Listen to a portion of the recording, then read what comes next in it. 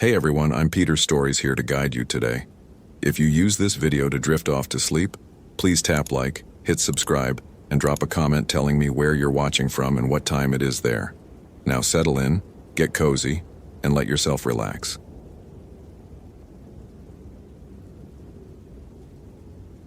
Amanda Sullivan knelt in the snow, her gloved fingers tracing the edge of a footprint that shouldn't exist. The depression in the crystalline surface measured nearly 18 inches from heel to toe, far too large for any human. But what made her breath catch in her throat wasn't the size. It was the way the print seemed to shift as she examined it, the ridges and contours appearing to reconfigure themselves in her peripheral vision, as if the snow itself was struggling to remember what shape had pressed into it. She'd been a ranger in the Superior National Forest for 11 years. Long enough to know every predator track, every snow formation, every optical illusion these woods could conjure. This was none of those things. The thermometer clipped to her pack read, -8 degrees Fahrenheit.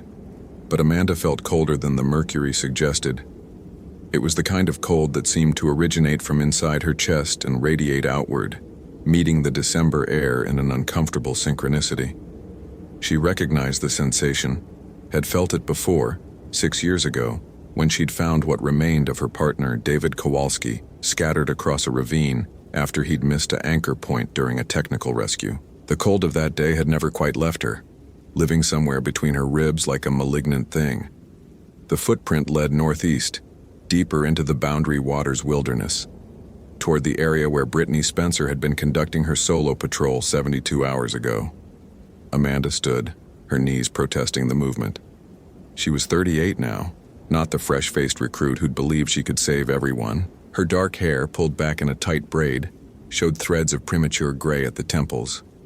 The scar above her left eyebrow, courtesy of a panicked elk, had faded to a thin white line that became more prominent when she was tired or stressed. Right now, it felt like it was glowing. She keyed the radio on her shoulder. Sullivan to base. I'm at the coordinates where Spencer's last GPS ping originated. Found tracks, proceeding northeast on what appears to be her trail. Static answered her. Not unusual. The Boundary Waters region was notorious for dead zones, especially in winter when atmospheric conditions played havoc with radio waves. Her Garmin GPS unit showed 5 bars at least. Small comfort. Amanda had known Brittany Spencer for only 3 months. The younger ranger had transferred from Theodore Roosevelt National Park in North Dakota, eager for a challenge, she'd said. 26 years old, compact and efficient, with the kind of earnest enthusiasm that Amanda had lost somewhere along the way. Brittany had asked her about the Boundary Waters history during their first patrol together, scribbling notes in a worn moleskin notebook she kept in her breast pocket. The Ojibwe have stories about these woods, Brittany had said, her breath misting in the October air, about things that hunt here, spirits that take on the worst aspects of winter itself. Amanda had dismissed it as the romantic fascination of someone new to the region. Now, staring at the impossible footprint, she wondered if dismissal had been premature. The tracks continued in a surprisingly straight line through the pine forest, weaving between the skeletal birch trees with their papery white bark. Every 30 feet or so, Amanda found another print, but they weren't consistent. Some measured 18 inches, others were barely larger than her own size 8 boots. In one location, she found a cluster of prints that seemed to spiral around a massive white pine, increasing in size with each revolution, as if whatever made them was growing as it circled. Her mouth tasted of copper and old fear. The forest here felt wrong. Amanda had developed an instinct over the years for recognizing when an ecosystem was in balance versus when something had disrupted the natural order. The Boundary Waters in winter was supposed to be quiet, not silent but muted, with the occasional call of a raven or the crack of ice on one of the 1,000 lakes. This was different. This was the absence of sound, as if every living thing had abandoned this particular stretch of woods. She found Brittany's first campsite just before noon. The tent was still standing, which was odd. If Brittany had left voluntarily, she would have packed it. If she'd been attacked by a bear or wolves, unlikely in December but not impossible, the tent would show damage. Instead, it stood pristine in a small clearing, the fly pulled taut, the stakes driven deep into the frozen ground. Amanda approached cautiously, calling out, "Brittany, it's Sullivan. If you're hurt, I'm here to help." Nothing. The tent's zipper was pulled tight. Amanda crouched beside it, noting the disturbed snow around the entrance. More of those impossible tracks, these ones smaller, more human-sized. She worked the zipper with numb fingers. The interior was chaos. Brittany's sleeping bag had been shredded, the synthetic fill scattered across the tent floor like snow. Her supplies, a camp stove, water bottles, MREs, were scattered and crushed. The collapsible aluminum tent poles had been bent into impossible angles, the metal creased in ways that would require tremendous force. But it was the notebook that stopped Amanda cold. Brittany's moleskin lay open in the center of the tent, its pages covered in frantic handwriting that degraded from neat block letters to illegible scrawl. Amanda picked it up carefully, her headlamp illuminating the words. Day 1. Found the hiking party's abandoned campsite. 3 tents, supplies intact, but no sign of the hikers. GPS shows they were headed to Curtain Falls, following their trail. Day 2. The trail doesn't make sense. The tracks double back, cross over themselves, loop in circles. Found boot prints in the snow that appear and disappear. Weather clear, but temperature dropping faster than forecast predicted. Down to 15-degree farms. Radio won't connect to base. GPS working intermittently. Something followed me back to camp last night. Heard it circling. Couldn't see it. Too fast. Breathing pattern wrong. Too long between breaths, like minutes instead of seconds. The handwriting changed here, becoming more erratic. Day 3. Can't tell time anymore. Sun wrong. Shadows wrong. The tracks around my tent this morning were mine. My boots, my gait. But I never left the tent. I know I didn't. The trees are closer than yesterday. I measured the distance to the nearest pine, 73 feet. Now it's 45 feet. Trees don't move. Trees don't move. Trees don't move. The final entry was barely readable, pressed so hard into the paper that it had torn through in places. It knows my name. Says it with David's voice. Says it the way he said it when he was falling. I can hear the wind whistling past him in the words, but David is dead. David has been dead. How does it know about David? How does it know what dying sounds like in his throat? I need to go north. It wants me to go north. I don't want to go north. I'm going north. Amanda's hands shook, not from the cold. She photographed the pages with her digital camera, a chunky Canon from 2008 that still used SD cards. The flash seemed obscenely bright in the tent's confines. She tucked the notebook into her pack, along with what remained of Brittany's identification and radio. Outside, the tracks continued north. Amanda knew the terrain. North from here led deeper into the wilderness, toward a section of the boundary waters that most rangers avoided even in summer. The area had a reputation. Too many disappearances over the years. Most of them chalked up to exposure or falls or the 1,000 dangers that came with remote wilderness.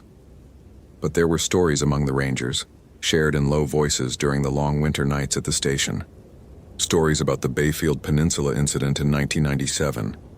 About the Morrison family found frozen in their cabin despite a working wood stove. About the trapper who'd staggered out of the woods in 1954, weighing 60 pounds less than when he'd gone in, unable to stop eating even as his stomach ruptured.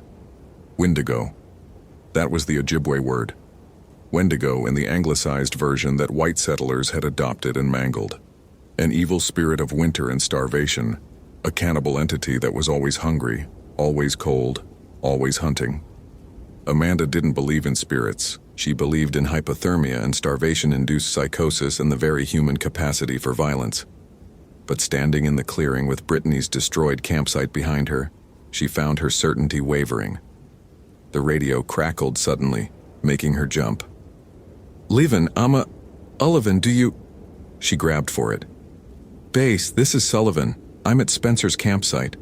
Tent is abandoned. Found her journal. She headed north toward—" Static swallowed her words. Then through the white noise she heard something that made her blood crystallize. Amanda. Her name, spoken in David Kowalski's voice. The same lilting Chicago accent. The same slight rasp from years of smoking Marlboros that he'd quit 3 years before he died. "Amanda, it's so cold where I am." She dropped the radio. It landed in the snow, still transmitting. "You could have saved me, Amanda. Why didn't you check my anchor? You always checked. Why not that day?"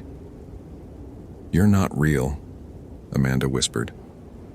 "David is dead. Dead but not gone. Not gone where I am.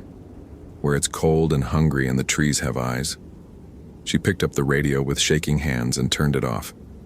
The silence that followed was worse than the voice. "Get it together, Sullivan. Shock, stress, your mind playing tricks. Brittany wrote about this. It uses voices. It uses fear. But how did it know about David?" That detail had never been in any report, never discussed with anyone. Only she knew that she'd been distracted that day, that she'd skipped her usual double check of his anchor setup because they'd been arguing about something stupid, what they were having for dinner of all things. Only she carried that particular guilt. Amanda forced herself to breathe, to think methodically. She had supplies for 3 days. She could follow Brittany's trail for another 4 hours, then set up camp and reassess in the morning. The smart move would be to head back, get a full SR team mobilized. But something in Brittany's journal entries suggested time was critical. The progression from rational to irrational had happened in just 3 days. If Brittany was still alive, and that was becoming a grimmer if by the hour, she might not have 3 days. The tracks led north. Amanda followed. The forest changed as she walked, subtle at first, the spacing of the trees, the angle of the shadows. Then more obvious. The pine trees gave way to birch groves that shouldn't exist at this elevation. The snow depth varied wildly, from ankle deep to waist deep within the span of a few feet, despite the uniform terrain. Her GPS started showing impossible readings, coordinates that would place her 2 miles east, then 3 miles west, then back at her starting point, even though she'd been walking in a straight line for an hour. She found Brittany's second campsite at 14:30 hours according to her watch. Though the light suggested either dawn or dusk, she couldn't tell which. This camp showed signs of a hasty departure. The tent was partially collapsed, gear scattered in a wide radius. Amanda found Brittany's ranger jacket caught on a low branch, its patches torn, the Forest Service logo shredded. And in the snow, written in what might have been a stick or might have been a finger, a single word repeated over and over in a spiral pattern.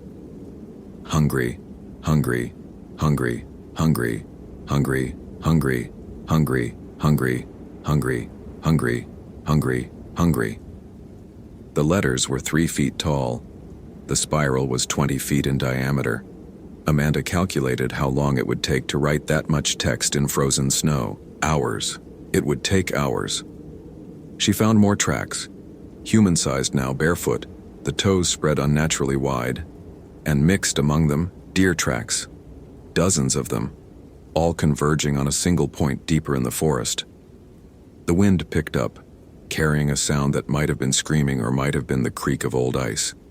Amanda's headlamp flickered. The batteries were fresh. She'd changed them that morning. But the beam grew weaker, yellower, until she was moving through a tunnel of amber light in an ocean of darkness. She found the deer at 1600 hours. There were 11 of them, arranged in a perfect circle around a massive oak tree. Each deer had been opened from throat to belly, the incisions surgically precise. The organs were missing. The blood had crystallized in the extreme cold, creating frozen splatter patterns that defied physics, arcing upward instead of falling down, hanging in the air like crimson icicles. The deer were still alive. Amanda watched, unable to process what she was seeing as one of them blinked. Its chest rose and fell slowly. Breath misted from its nostrils. It should have been dead minutes after the first cut. Blood loss alone should have killed it. But here it was, its dark eye rolling to focus on her with an expression that might have been pleading. She raised her pistol, a Glock 22 that felt inadequate suddenly, and fired a mercy shot. The deer's head snapped back. The other 10 turned to look at her in perfect unison. Then they stood up. The opened bodies moved as if strings were pulling them, jerky and wrong. They didn't walk so much as pivot on their legs, rotating to face her fully. The wounds in their chests leaked nothing. The hanging blood icicles chimed against each other like wind chimes. Amanda ran. She crashed through the underbrush, her pack slamming against her spine, her breath coming in ragged gasps that burned her lungs. Behind her, she could hear the deer following. Not the thunder of hooves, but a wet dragging sound as if they were pulling themselves across the ground. The forest had become a maze. Trees appeared where there had been clear paths seconds before.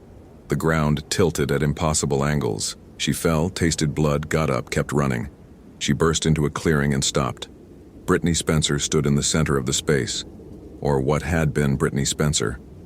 The younger ranger was skeletal, her uniform hanging off a frame that seemed to have lost 50 pounds in 3 days. Her skin was the color of old snow, stretched tight over bones that jutted at sharp angles. But she was smiling. That was the worst part. The smile was wide and genuine and completely wrong. "Amanda," Brittany said, and her voice was her own, but also something else, something older and hungrier. "I'm so glad you came. I've been waiting. It's been waiting. We're all waiting." "Brittany, we need to get you out of here. You're hypothermic. You're not thinking clearly." "I'm thinking perfectly clearly. For the first time, actually." Brittany took a step forward, and Amanda saw that her feet were bare, blackened with frostbite. "It showed me things, Amanda. Showed me what we really are. Just meat. Just hunger wearing a human shape. We pretend we're better than the animals, but we're not. We're worse. We know we're going to die, and we pretend we don't. We build houses and families and careers like they'll protect us from the cold. But the cold gets in eventually. The cold always gets in. That's the exposure talking, the hypothermia. Come on, we'll get you warm." "I am warm." Brittany's scream was inhuman, a sound that belonged in a slaughterhouse. "I'm warmer than I've ever been. It burns inside me. It burns, and I'm still so hungry." She lunged. Amanda fired 3 times, center mass the way she'd been trained. Brittany staggered but didn't fall. The holes in her uniform leaked something dark that steamed in the cold air. "You can't kill what's already been consumed," Brittany said, and her jaw unhinged like a snake's, opening far wider than should be possible. Inside her mouth, Amanda saw not teeth but ice, jagged crystalline formations that glittered in the dimming light. Amanda turned and ran again, back into the forest, Brittany's laughter following her like a physical thing. She ran until her legs gave out, until she collapsed in the snow, her lungs screaming for air that didn't seem to contain any oxygen. The world spun. Her headlamp had died completely. The only light came from the moon, full and impossibly large, close enough that she could see the craters in detail usually visible only through a telescope. The trees around her were wrong. She was certain of that now. They were too tall, their branches reaching down instead of up, their bark moving with what might have been breathing. And in the spaces between the trees, shadows that didn't align with any light source. "Hello, Amanda." David's voice again, but this time he was standing in front of her. Exactly as she remembered him. Curly red hair, freckled face, the gap between his front teeth that he'd always been self-conscious about. He wore the same blue jacket he'd been wearing the day he fell. "You're not real," she said, but the words came out as a sob. "Does it matter?" David crouched beside her, and she could smell his cologne. Polo blue, he'd worn it every day. "Real or not real, I'm here. And you're dying, Amanda. Hypothermia is setting in. Your core temperature has dropped below 95 degrees. In another hour, you won't be able to move. In 2 hours, your heart will stop. I have supplies. I can make a fire. No, you can't. Look at your hands." She looked. Her gloves were gone. She didn't remember taking them off. Her fingers were white, then purple at the tips. Frostbite. Advanced frostbite. When had that happened? "You're going to die out here," David said gently. "Just like I did. Just like Brittany did. Just like everyone who comes here eventually does. The cold takes us all." "What are you?" The question came out as a whisper. David smiled, But it wasn't David's smile. It was too wide, too full of teeth. Names matter. The Ojibwe knew that. Names have power. But I've been called many things. Windigo, Wichtiko, Achin, the spirit of winter, the Wendigo. I am hunger that cannot be satisfied. I am cold that cannot be warmed. I am the truth beneath all your comfortable lies, that you are alone and afraid, and the universe doesn't care if you live or die. As he spoke, David's form began to change. Or maybe Amanda's perception was changing, her dying brain finally seeing what had been there all along. The human shape collapsed inward like a negative space, revealing something underneath. Something tall and thin, with limbs that bent in too many places. Antlers or branches sprouted from where a head should be. The smell of carrion and old ice filled the air. I offered Brittany a choice, and the thing said in a voice like cracking ice, I offer you the same. Surrender to me completely, become my vessel, hunt with me, feed with me, or die here in the snow, alone and forgotten. Amanda's thoughts moved sluggishly. She was cold, so cold, and hungry actually. When had she last eaten? She couldn't remember. The hunger was a living thing inside her, gnawing at her stomach, at her reason. It would be so easy to say yes, to stop fighting, to let the cold in all the way. She thought of David, the real David, not this thing wearing his face. She thought of the last thing he'd said to her, falling through space toward the rocks below. Not your fault. He'd known. Even in those final seconds, he'd known she would blame herself, and he'd tried to absolve her. She thought of Brittany, so eager and alive, writing in her notebook about the history of these woods. She thought of all the people the Wendigo had taken over the years, all the families left waiting, wondering. No, Amanda said. The Wendigo tilted its head, the antlers scraping against the sky. No? No, she said again, stronger now. I'm not yours. I'm not food. I'm not an empty thing for you to fill. The temperature dropped. Amanda's breath stopped misting because it was too cold even for that. The snow beneath her began to crack and split, revealing something underneath. Not earth, but more cold, an infinite well of it stretching down forever. Then you'll die, the Wendigo said simply. Maybe, Amanda said, but I'll die as me. She reached into her pack with numb fingers, finding the one item she'd brought on instinct, a small leather pouch her grandmother had given her years ago. Ojibwe, her grandmother had been, though she'd married white and moved away from the reservation. She'd told Amanda stories about the woods, about the old ways, about protection. Tobacco, her grandmother had said. Always carry tobacco, an offering, a sign of respect. Amanda's fingers closed on the pouch. She pulled it out, scattered the dried leaves in a circle around her. The Wendigo hissed, a sound like steam escaping from cracked ice. You think that will save you? No, Amanda said. But it's respect. It's acknowledgement. You're part of this place, part of the cycle. I respect that, but I won't feed you. The Wendigo stared at her with eyes that were not eyes, considering. Then it laughed, a sound like trees splitting in a deep freeze. You're brave, it said. Or stupid. They're often the same thing. Very well, Amanda Sullivan. You may go. This time. But I am always here. Always hungry. And next time you come to my woods, next time you're cold and alone and afraid, I will remember you. And I will ask again. It stepped backward into the shadows between the trees and was gone. The forest normalized around her, or maybe Amanda's perception normalized. Either way, she could suddenly see her headlamp working again, could see a trail marker she recognized, could see the GPS reading something sensible. She was 3 miles from the Western Ranger Station. It took her 4 hours to walk it. By the time she staggered into the station, both hands and feet were dangerously frostbitten. The rangers on duty rushed her inside, called for a medevac, wrapped her in warming blankets. Spencer? She asked through chattering teeth.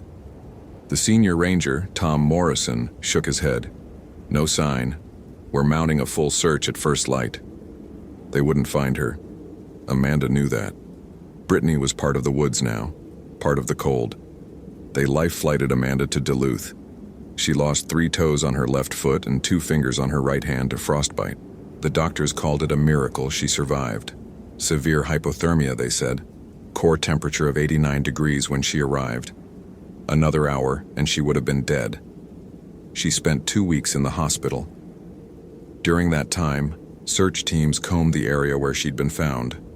They discovered no trace of Brittany Spencer, no abandoned campsites, no circles of mutilated deer. The forest had swallowed the evidence, or had never generated it in the first place. Amanda's camera had malfunctioned, they told her. The SD card was corrupted. No photos, no proof. Brittany's family held a memorial service. Amanda attended, standing in the back, unable to explain what had really happened. How could she? She barely believed it herself. Her psych evaluation before return to duty flagged her for extended leave. Trauma response, they called it. PTSD from the search, hallucinations brought on by hypothermia. Maybe they were right. Amanda returned to the Superior National Forest 3 months later, cleared for limited duty. She requested a transfer away from the Boundary Waters region. The request was granted. She worked the southern sections now, where the woods felt normal, where the cold was just cold. But sometimes on the clearest winter nights when the temperature dropped below 0, Amanda would step outside her cabin and look north. And she would hear it, faint and far away, but unmistakable, the sound of something moving through the trees, the sound of hunger that never stopped. She kept the tobacco pouch with her always, an offering, a sign of respect. And she never ever went north. Hope you felt genuine terror. If you appreciate authentic horror rooted in real folklore, consider following for more stories. Which moment scared you most? Share your theory about what happened to Brittany.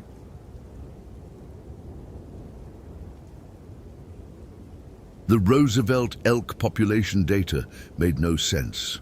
Lauren Mitchell had been staring at the spreadsheet for 20 minutes, cross-referencing GPS collar readings with her field observations from the past 6 weeks, and the numbers refused to reconcile with any ecological model she knew.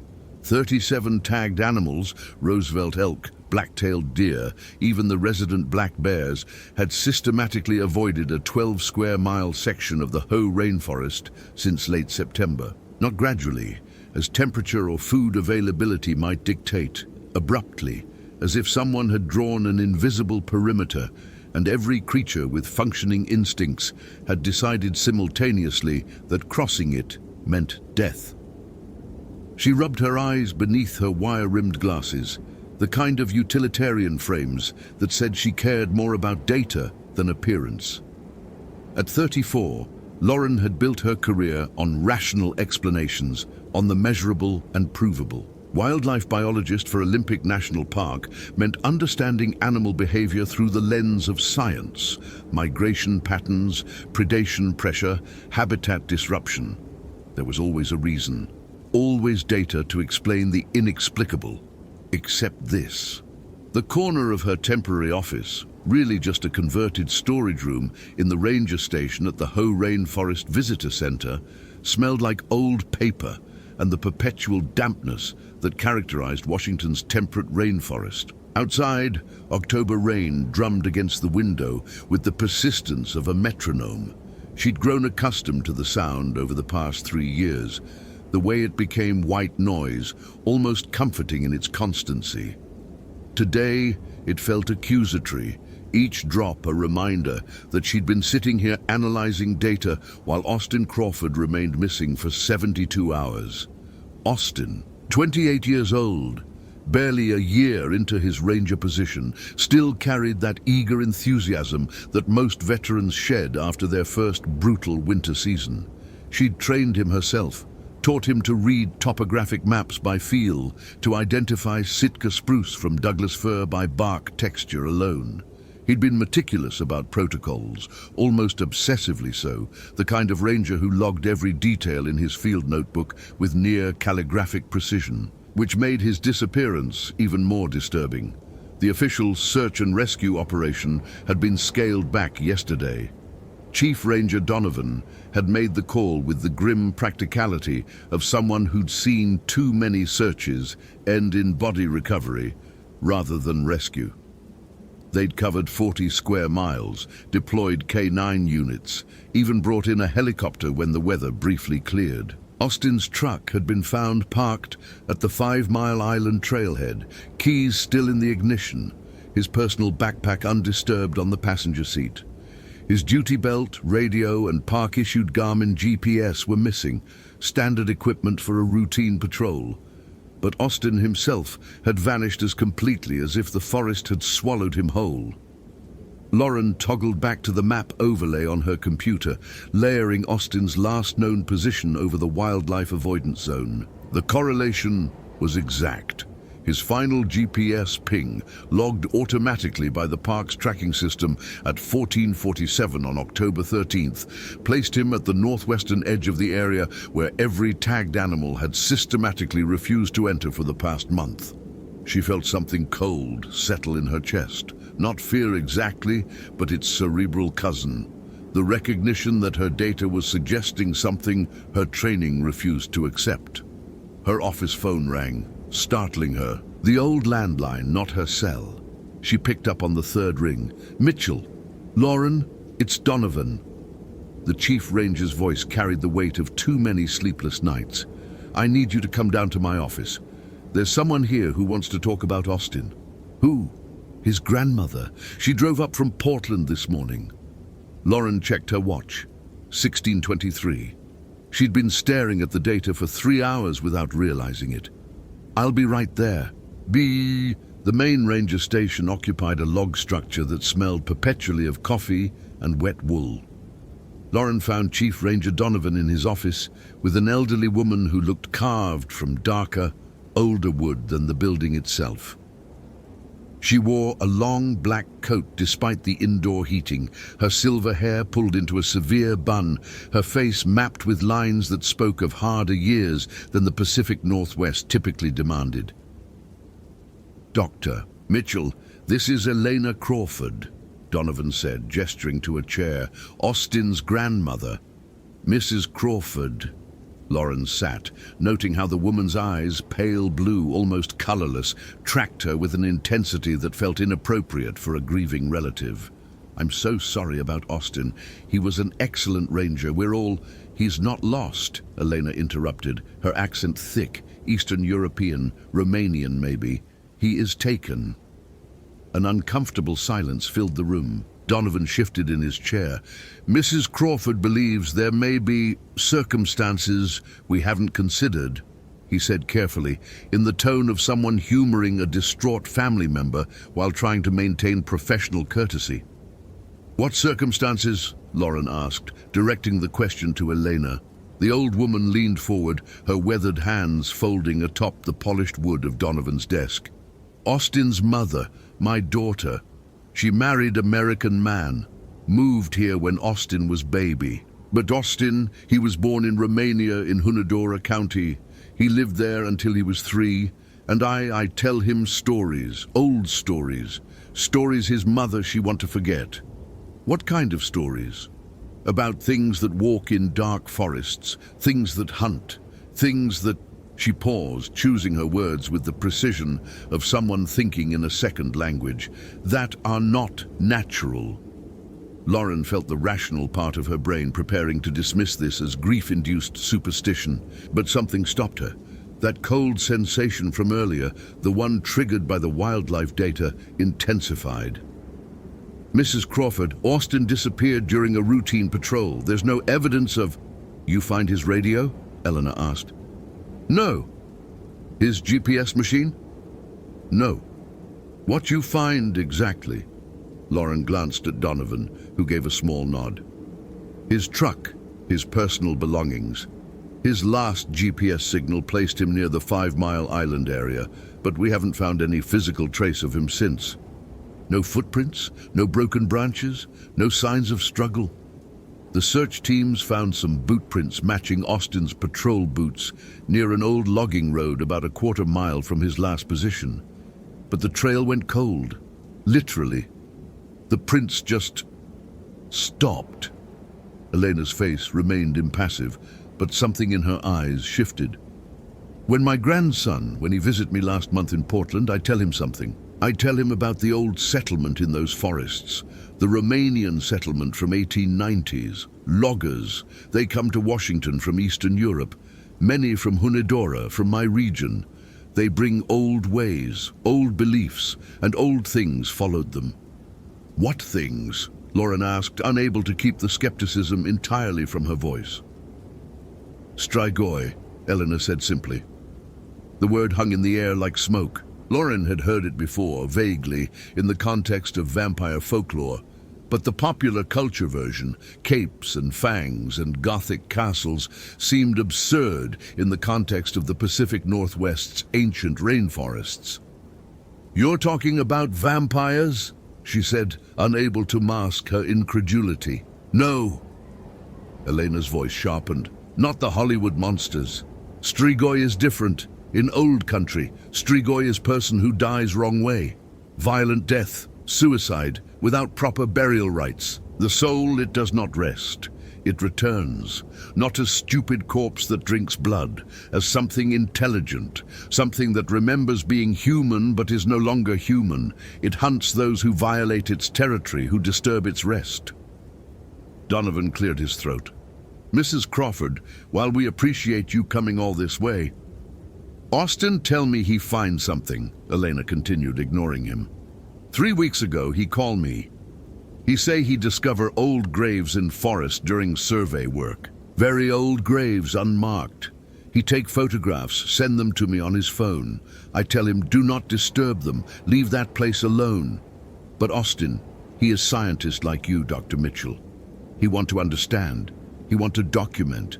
He sends soil samples to university. He make detailed maps. Lauren felt her pulse accelerate.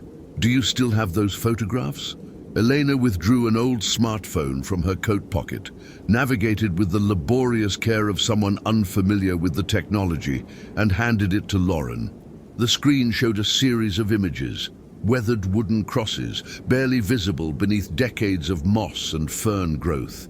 Depressions in the earth, suggesting collapsed graves. One photograph captured a clearer marker, the wood carved with words in Romanian, and what might have been a symbol, 2 intersecting lines forming an X within a circle.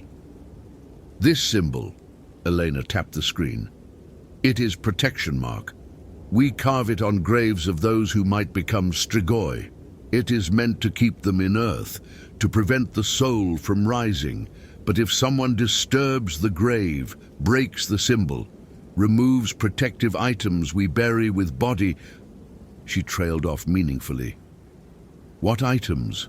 Lauren heard herself ask, drawn in despite her instinct to dismiss this as folklore. Iron nails, garlic beneath tongue, thorns wrapped in red cloth and placed over heart. If these are removed, if grave is violated, the Strigoi can rise. And once risen, it hunts in territory it claimed in life. It appears as shadow, as animal, sometimes as person the victim trusts. It does not kill immediately. It plays with prey, makes them lose their way, makes them see things, hear things, until they are so lost and so terrified that their soul becomes confused, becomes vulnerable. Then it takes them. The rain outside intensified, hammering against the window with renewed violence. Lauren looked at the photographs again, zooming in on the protective symbol. Her scientific training screamed that this was coincidence, superstition, the desperate attempt of a grieving grandmother to impose narrative on random tragedy. But the wildlife data wouldn't leave her mind. 37 animals, avoiding a specific area with no ecological explanation. An area that apparently contained an old Romanian cemetery that Austin had been investigating. "Where exactly did Austin find these graves?" she asked. Elena looked directly at her. "He sent me coordinates in one message." She navigated the phone again, showed Lauren a text message timestamp from September 18th, 47 tont 8394 degree N, 124 bar 521 degree W. Lauren committed the numbers to memory. They were inside the wildlife avoidance zone. "Mrs. Crawford, thank you for bringing this to our attention," Donovan said, standing in the universal signal that the meeting was concluded. "We'll certainly take this information into consideration." After Elena had been escorted out by one of the junior rangers, Donovan turned to Lauren with an expression that mixed embarrassment and pity. "Poor woman," he said. "Grief does strange things to people." "Those coordinates," Lauren said, "they're in the area I've been monitoring, the section where wildlife behavior has been anomalous." "What do you mean, anomalous?" She explained the data, the systematic avoidance, the timeline that coincided roughly with when Austin would have begun his survey work. Donovan listened with increasing skepticism. "Wildlife avoid areas for lots of reasons," he said finally. "Predator scent, toxic plants, geological instability. Just because we can't immediately explain it doesn't mean we start entertaining supernatural explanations." "I'm not entertaining anything. I'm saying there's a correlation worth investigating. The official search has been called off, Lauren. If you want to continue on your own time, as long as you follow proper safety protocols, that's your prerogative. But don't expect park resources for a wild goose chase based on a grieving grandmother's folktales." Lauren stood. "I'm going to check those coordinates tomorrow morning. Full safety protocol. I'll log my route with dispatch and carry emergency beacon. Take someone with you. Everyone else is still recovering from 3 days of intensive search. I'll be fine." She left before he could argue further. That night, in her small rental cabin 3 miles from the visitor center, Lauren couldn't sleep. She lay in the darkness, listening to rain attack the roof, thinking about Austin's meticulous nature, his careful documentation, his respect for protocols. He wouldn't have gotten lost. Not in an area he'd been surveying for weeks. Not without calling for help if something went wrong. Around 2 a.m., she gave up on sleep and opened her laptop, searching for information on Romanian folklore, on Strigoi specifically. Most results were predictably useless, pop culture nonsense about Dracula and Gothic horror. But she found a few academic sources, anthropological studies of Eastern European folk beliefs, scholarly papers on death rituals in pre-Christian Romanian culture. The consistent elements were disturbing. Strigoi were not mindless monsters, but retained the intelligence and cunning of their human lives. They could shapeshift, taking forms of animals or appearing as people the victim knew. They hunted within specific territories, particularly forests they'd claimed through burial or violent death. They fed not on blood, but on life force, on the slow terror and confusion of their victims. And they were patient, methodical hunters who could stalk prey for days or weeks, isolating them, driving them mad before the final taking. One passage from a 1923 anthropological study caught her attention. The Strigoi is known to create zones of silence within its hunting grounds, areas where even animals refuse to enter, where the natural order seems subtly wrong. Locals report feelings of disorientation, of being watched, of sounds that should not exist. The forest itself appears to change, to become a labyrinth designed by malevolent intelligence. Lauren closed the laptop, her hands trembling slightly. She was a scientist.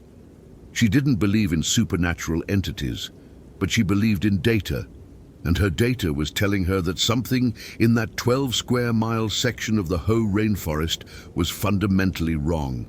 She needed to see those graves. The next morning dawned gray and cold, the rain temporarily suspended, but the sky promising it would return. Lauren filled out the proper forms with dispatch, marking her route on the park's logging system. 5 Mile Island trailhead to the coordinates Elena had provided, roughly 4 miles into the rainforest, along an old logging road that had been abandoned since the 1960s. She packed methodically.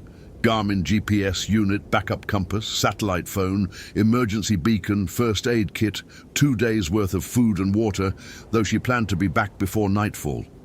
Her duty belt carried park radio, bear spray, and the heavy maglite that doubled as a defensive weapon if needed.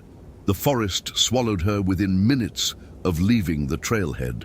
The Hoh rainforest deserved its reputation as one of America's last true wilderness areas. Sitka spruce and western hemlock towered 300 feet overhead, their massive trunks wrapped in moss, so thick it looked like green velvet. The undergrowth grew dense and impossibly lush, sword ferns reaching waist-high, devil's club lurking with its spine-covered stems, nurse logs serving as the foundation for entire ecosystems of fungus and sapling trees. Everything dripped with moisture, the air itself seeming to have weight and texture. Lauren had worked in these forests for 3 years and still felt dwarfed by them, made microscopic by their ancient immensity. The trees here predated European contact with the Americas, had stood silent witness to centuries of human drama and tragedy. Walking through them always felt like trespassing in a cathedral built by time itself.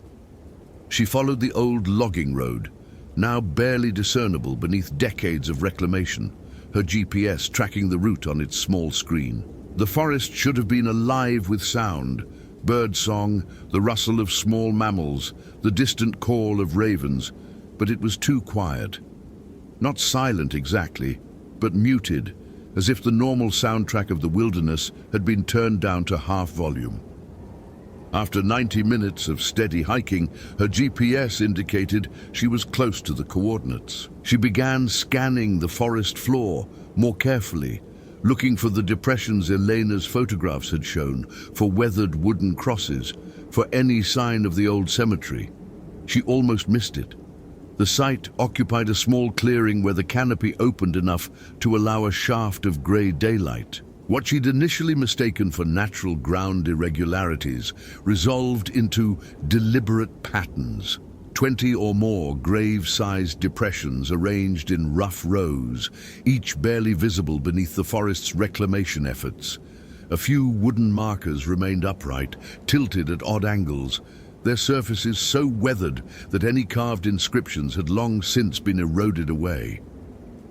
Lauren approached slowly, her trained eye cataloguing details. This was indeed a cemetery, probably dating from the late 1800s, based on the weathering patterns and the style of the remaining markers. The graves would have originally been outside the forest in a cleared area, but a century of growth had reclaimed the space, turning what had been open ground into part of the deep woods, and someone had been digging here recently. 3 graves showed clear signs of disturbance. The earth had been excavated, not carefully as archaeologists would work, but roughly, urgently. Soil had been piled beside the depressions. One of the old wooden markers lay broken beside its grave, the protective X within circle symbol Elena had mentioned clearly visible despite the wood's decay, now split directly through the center. Lauren's scientific instincts warred with a growing sense of wrongness. This was an archaeological site that should be documented, protected, studied properly. But it had been vandalized, violated in a way that felt deliberately malicious. She pulled out her camera and began photographing everything, making sure to capture the broken marker, the disturbed graves, the arrangement of the site. She was so focused on documentation that she almost didn't notice the smell. It came gradually, seeping into her awareness, something rotten, organic, but not quite like animal decay. It reminded her of the time she discovered a black bear that had been dead for 2 weeks in summer heat, except this smell had a sweeter edge to it, almost cloying, and underneath it, something else, something that made her sinuses burn. She straightened, looking around the clearing. The smell seemed to be coming from the deepest of the disturbed graves, the one farthest from the trail.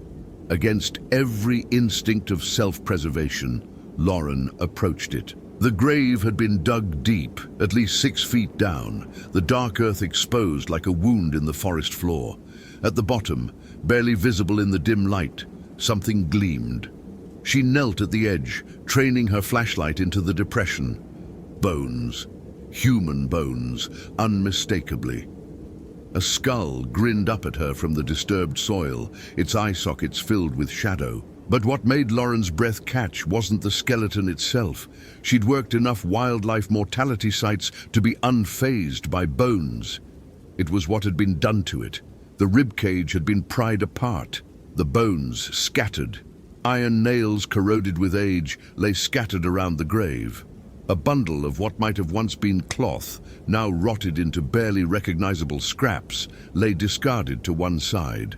Someone had systematically removed the protective burial items Elena had described. Lauren's hands shook as she photographed the scene. This was a crime scene, potentially, grave desecration at minimum. But something about the methodical nature of the disturbance, the way the iron nails had been carefully removed and placed aside, the way the cloth bundle had been unwrapped. A branch snapped behind her. She spun, flashlight cutting through the green-tinted darkness. Nothing. Just the dense wall of ferns and salal, the moss-wrapped trees standing silent as sentinels. "Hello!" Her voice sounded thin in the muted atmosphere. "Austin!" No response. But she could feel it now, what Elena had described, what the anthropological papers had mentioned, the sensation of being watched. Not by animal eyes. She'd been observed by bears and cougars often enough to recognize that particular prickle of awareness. This was different, more intentional, more intelligent. She needed to leave. Now, Lauren backed away from the graves, keeping her flashlight sweeping the perimeter. She'd documented enough. Donovan needed to see these photos, needed to understand that this site required archaeological investigation and potentially a criminal inquiry. And she needed to be out of these woods before... Her radio crackled to life, making her jump. "Oral. Lauren, do you copy?" The voice was distorted by static, barely intelligible. She grabbed the radio from her belt. "This is Mitchell. I copy. Who is this?" "Lauren, it's Austin." The voice clarified slightly, though still wrong somehow, the cadence off. "I need help. I'm lost. I'm at..." More static. "Can't find my way back, please." Her training kicked in immediately. Lost Ranger, immediate response protocol. "Austin, I'm near the 5 Mile Island area. What's your 20? Can you give me landmarks?" "I don't know. Everything looks the same. The trees..." His voice fractured into electronic noise. "Following me. Lauren, something's following me." "Austin, stay calm. Activate your emergency beacon. I can track your signal." "I can't find it. I can't find anything. It took my pack, Lauren. It took..." The transmission dissolved into static and then cut off entirely. "Austin! Austin, respond!" She switched channels, trying to raise dispatch. "Dispatch, this is Mitchell. I have possible contact with Crawford, requesting immediate SAR reactivation and..." "Dr. Mitchell..." It was Donovan's voice, or something approximating it, but wrong. The words stretched and compressed oddly. "Return to station immediately. Do not..." The signal died. Lauren stared at her radio. The LED display flickered, showing impossible signal strengths, channels that shouldn't exist. And underneath the electronic hiss, she could hear something else. Breathing. Slow, measured, watching. She switched the radio off completely and clipped it back to her belt with fingers that had gone numb. The forest around her seemed to have darkened, though her watch showed it was only 13 hours. The canopy hadn't changed, but the quality of light had, as if the day itself was being drained of luminosity. Something moved in her peripheral vision, a shadow slipping between trees, too large to be a deer, too fluid to be human. Lauren ran. The trail should have been easy to follow. She'd marked her route carefully with GPS waypoints every 100 yards, but the forest had changed somehow. Become a maze of identical green corridors where every massive trunk looked like every other massive trunk.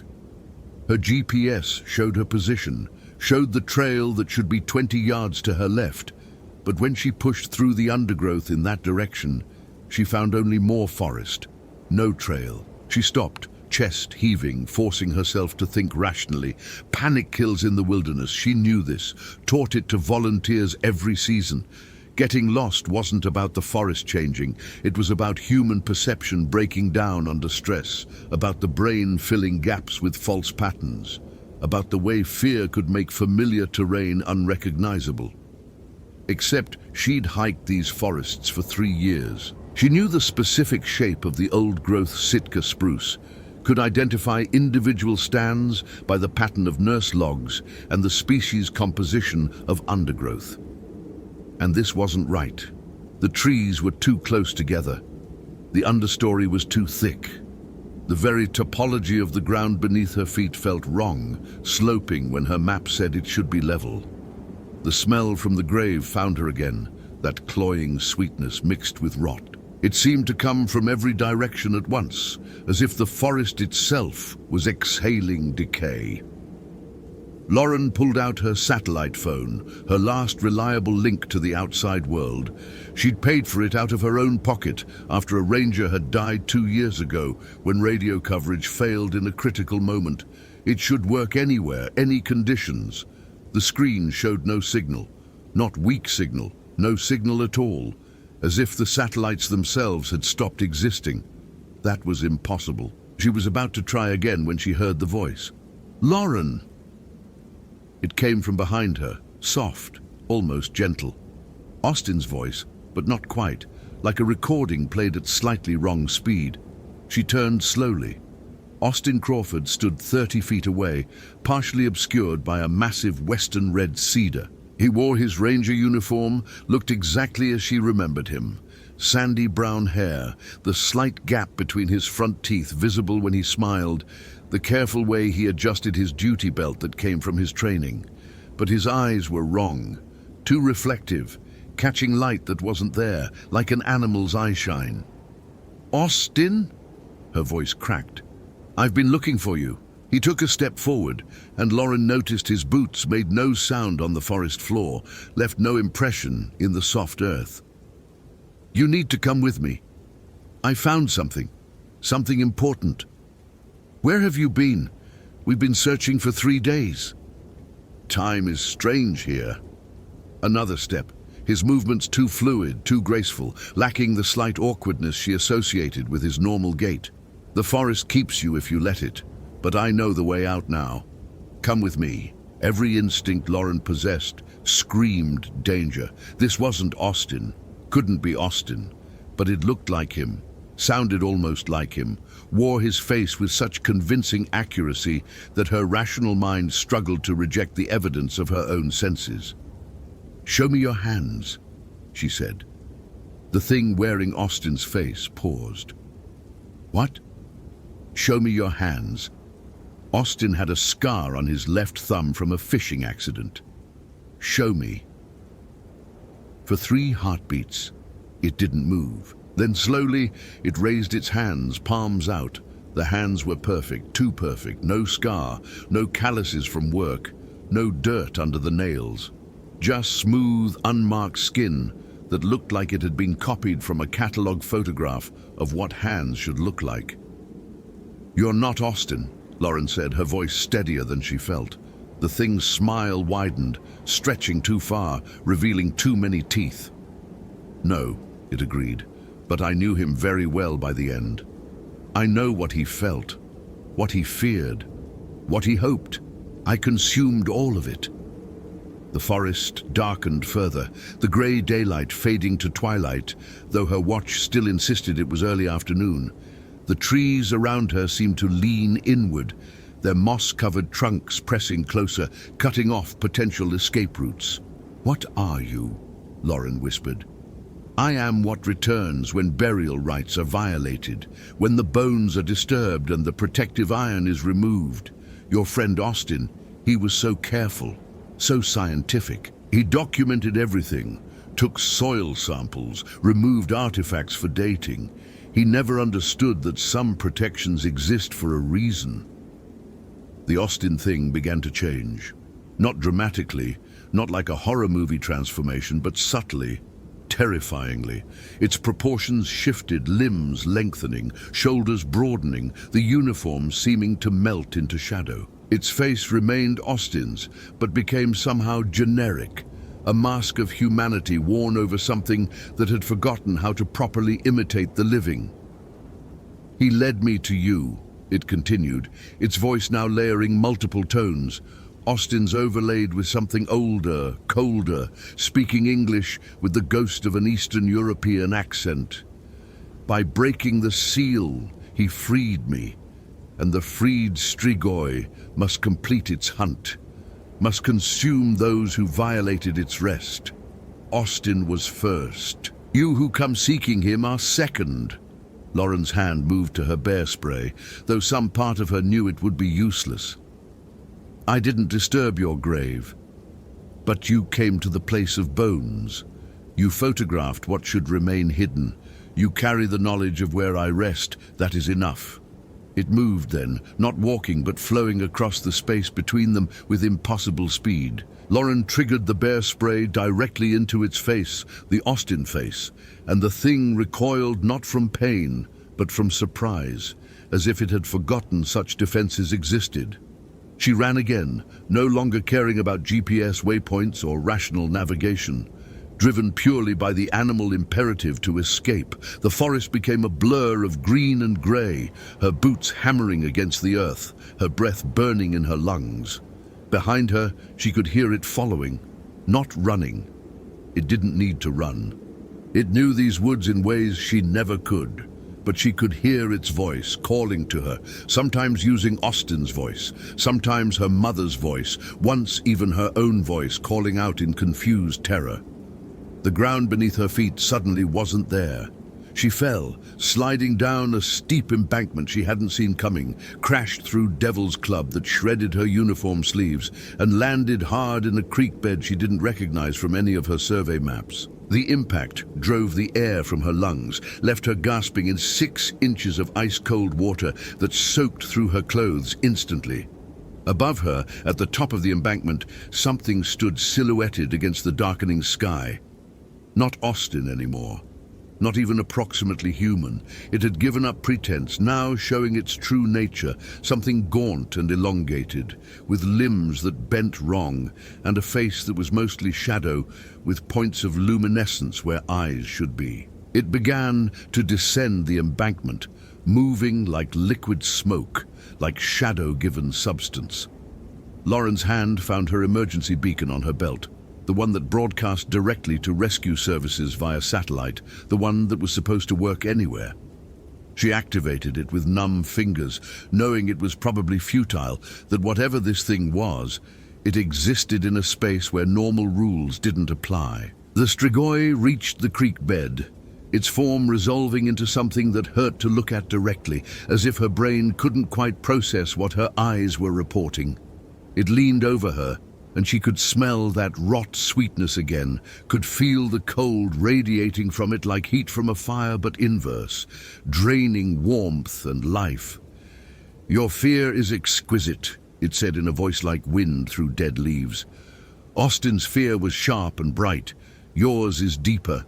You understand more. Your mind grasps what is happening even as it tries to reject it.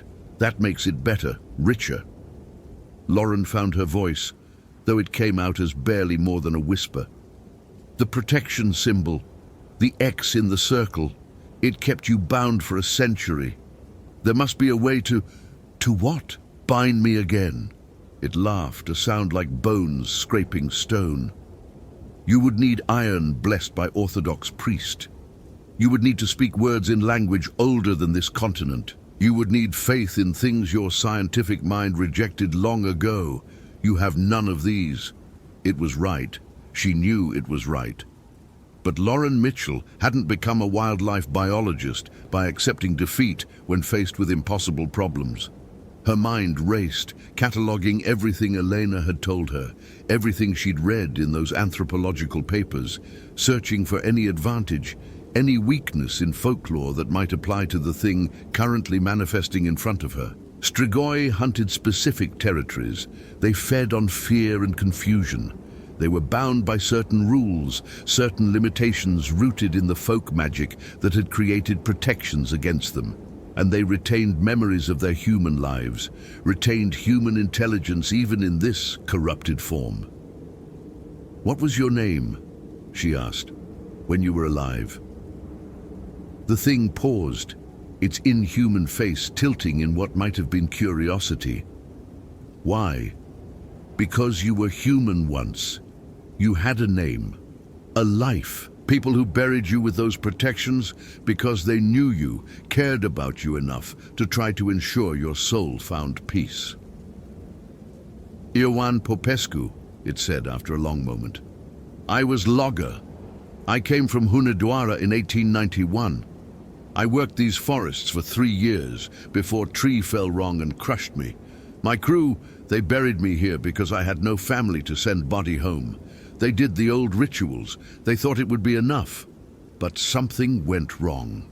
I died angry, died afraid, died knowing I would never see home again, never be buried in blessed ground with proper Orthodox rites. The anger did not fade when my body cooled. It grew, fed on itself. When I opened my eyes again, I was not in afterlife. I was still here, still in the dark earth, still conscious, aware. For 123 years I have been aware, trapped in the dark, unable to move, unable to die properly. And all that time I hungered. Lauren pushed herself into a sitting position, her back against the creek bank, water soaking through her remaining dry clothing.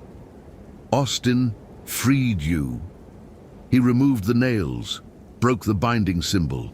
Yes, I fed on him over 3 days, drew out every memory, every fear, every hope. When I finished, there was nothing left, not even bones. His essence is part of me now.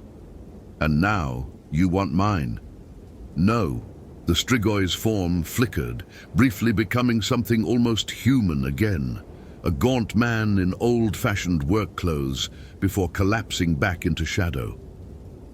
"Now I am going to take yours, but slower. You are more interesting than Austin. You came seeking him. You carry knowledge of folklore, of protective rituals. You understand what I am. That understanding will flavor your fear beautifully." The emergency beacon on Lauren's belt emitted a single sharp beep, indicating it had achieved satellite lock and was broadcasting. The Strigoi's attention snapped to it, and Lauren saw something she hadn't expected in its luminous eyes. Concern. "What is that?" it demanded. "Emergency locator. It just transmitted my exact coordinates to every rescue service in Washington state. They know exactly where I am. No one will come. This is my territory. I control it. Your devices do not function here." But the beacon beeped again, regular pulse confirming continuous transmission. And Lauren saw the Strigoi retreat slightly, its form becoming less solid, less present. "Interesting," she said, her mind working through the implications. "You can manipulate radios, GPS units, phones, technology that requires complex signals, that you can interfere with, confuse. But this beacon is simple, just a transponder broadcasting on a fixed frequency. Nothing to manipulate, nothing complex to corrupt."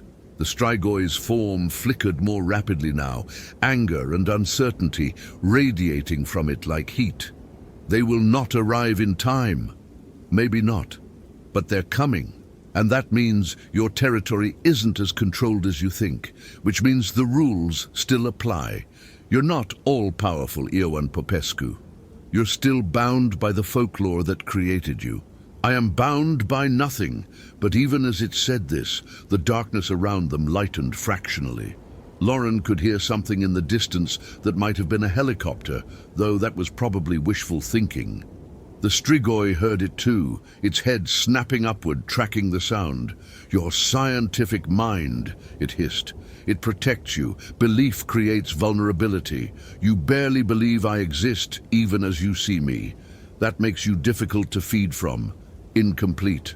Then you made a mistake targeting me." Lauren pulled herself fully upright, standing in the creek bed, facing the entity. "Austin believed in you. At least part of him did. He heard his grandmother's stories. He understood the significance of what he'd found. That's why you could take him so completely. But I'm a scientist. I deal in evidence and hypothesis and testing theories. Even now, part of me thinks you're a hallucination, a stress response, a symptom of dehydration or hypothermia, anemia. The Strigoi's form became increasingly unstable, fragmenting into multiple shadows that seemed to war with each other for dominance. You will believe. I will make you believe. I will show you things that break your rational mind, that force you to accept. The helicopter sound was unmistakable now, growing louder, approaching from the north. And with it came something else, voices calling through the forest, multiple voices, a search team. The Strigoi let out a sound like wind, screaming through dead trees, and dissolved into the gathering darkness, not disappearing, but fragmenting, becoming part of the natural shadows of the forest, indistinguishable from ordinary darkness once more. Lauren stood alone in the creek bed, shivering violently, her emergency beacon still pulsing its location to the rescuers approaching through the woods. She could see lights now, flashlight beams cutting through the gloom, and hear voices calling her name. "Here!" she shouted, her voice hoarse. "I'm here!" The rescue team found her 10 minutes later, 4 rangers led by Chief Donovan, all of them looking exhausted and worried. They wrapped her in emergency blankets, checked her for injuries, demanded to know what had happened. Lauren told them she'd gotten disoriented near the old cemetery site, had fallen down an embankment, and activated her beacon. She didn't mention the Strigoi, didn't mention the thing wearing Austin's face, didn't mention any of it because she knew how it would sound. She was a scientist, she dealt in evidence. And what evidence did she have? Photographs of disturbed graves? GPS data showing wildlife avoidance? Her own testimony about experiencing, what? Hallucinations brought on by stress and hypothermia. They helicoptered her out as darkness fell completely over the forest. From the air, she could see the Hoh rainforest stretching in all directions, a dark green carpet of ancient trees that had witnessed centuries of human tragedy and triumph. Somewhere down there in that 12-square-mile zone that animals refused to enter, Ioan Popescu waited, still hunting, still hungry. At Olympic Medical Center in Port Angeles, they treated her for mild hypothermia and released her with instructions to take a few days off. Donovan visited her hospital room before she left. "The search for Austin is officially suspended," he said. "The teams swept the cemetery area you photographed. They found evidence of disturbance, but no sign of Austin. No tracks, no equipment, nothing. It's like he vanished into thin air. What about the graves, the archaeological site?" "We've contacted the State Historic Preservation Office. They're sending a team next week to document and protect the site. Apparently it's the only known Romanian settler cemetery in Western Washington. Significant historical value." He paused. "Lauren, what really happened out there?" She met his eyes. "I got lost, that's all." He didn't believe her. She could see it in his face. But he also didn't press further. Elena Crawford called her 2 days later at her cabin. Lauren had been avoiding the phone, avoiding everyone, spending her suspended work time reviewing the photographs she'd taken, the wildlife data, trying to make sense of everything through the lens of science.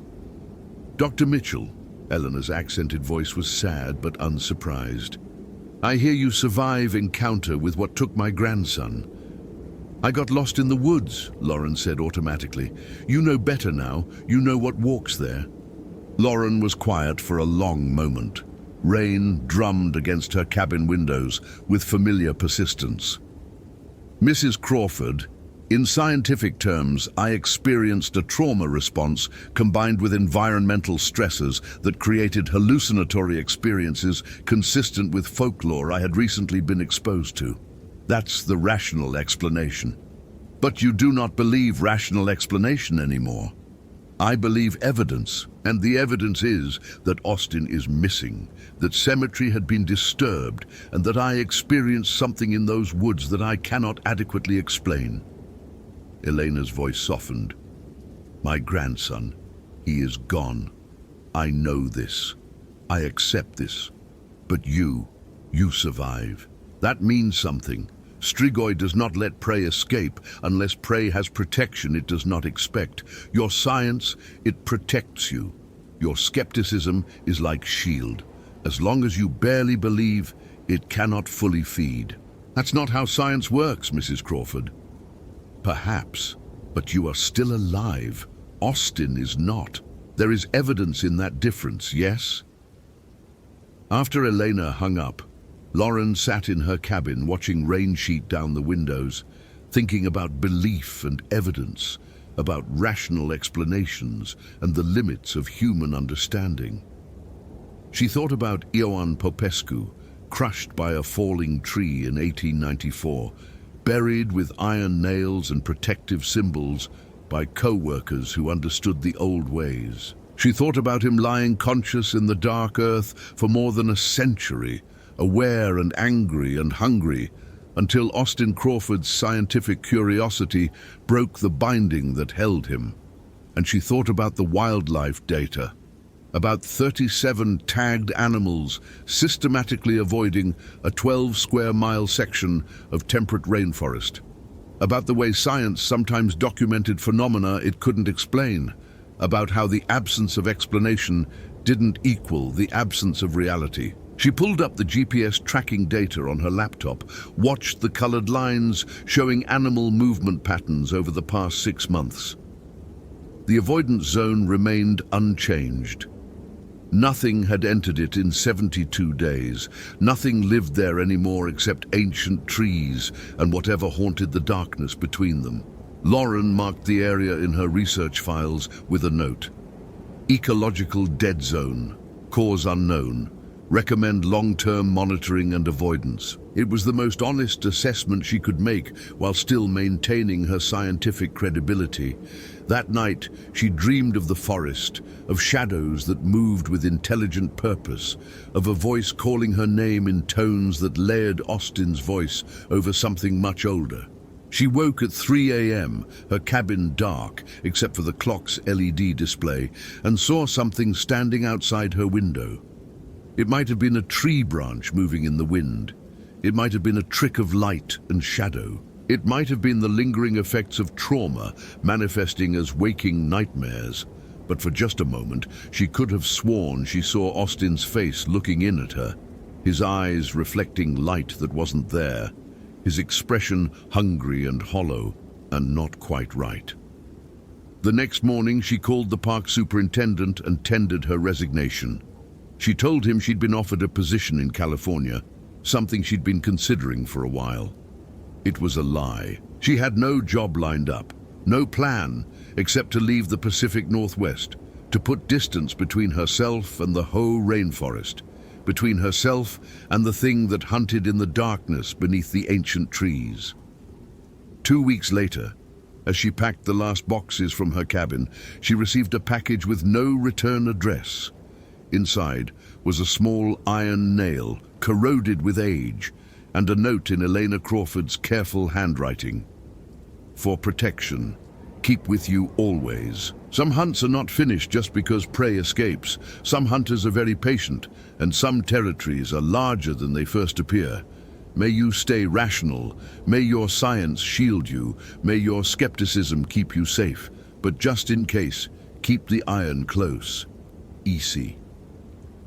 Lauren added the nail to her keychain, telling herself it was just a piece of metal, just a reminder of an experience that could be explained through trauma psychology and environmental stresses. She told herself this even as she avoided forests whenever possible in her new life, even as she found herself checking reflections in windows and mirrors to verify she was alone, even as she occasionally caught a smell on the wind that reminded her of rot and sweetness mixed together in a way that made her sinuses burn.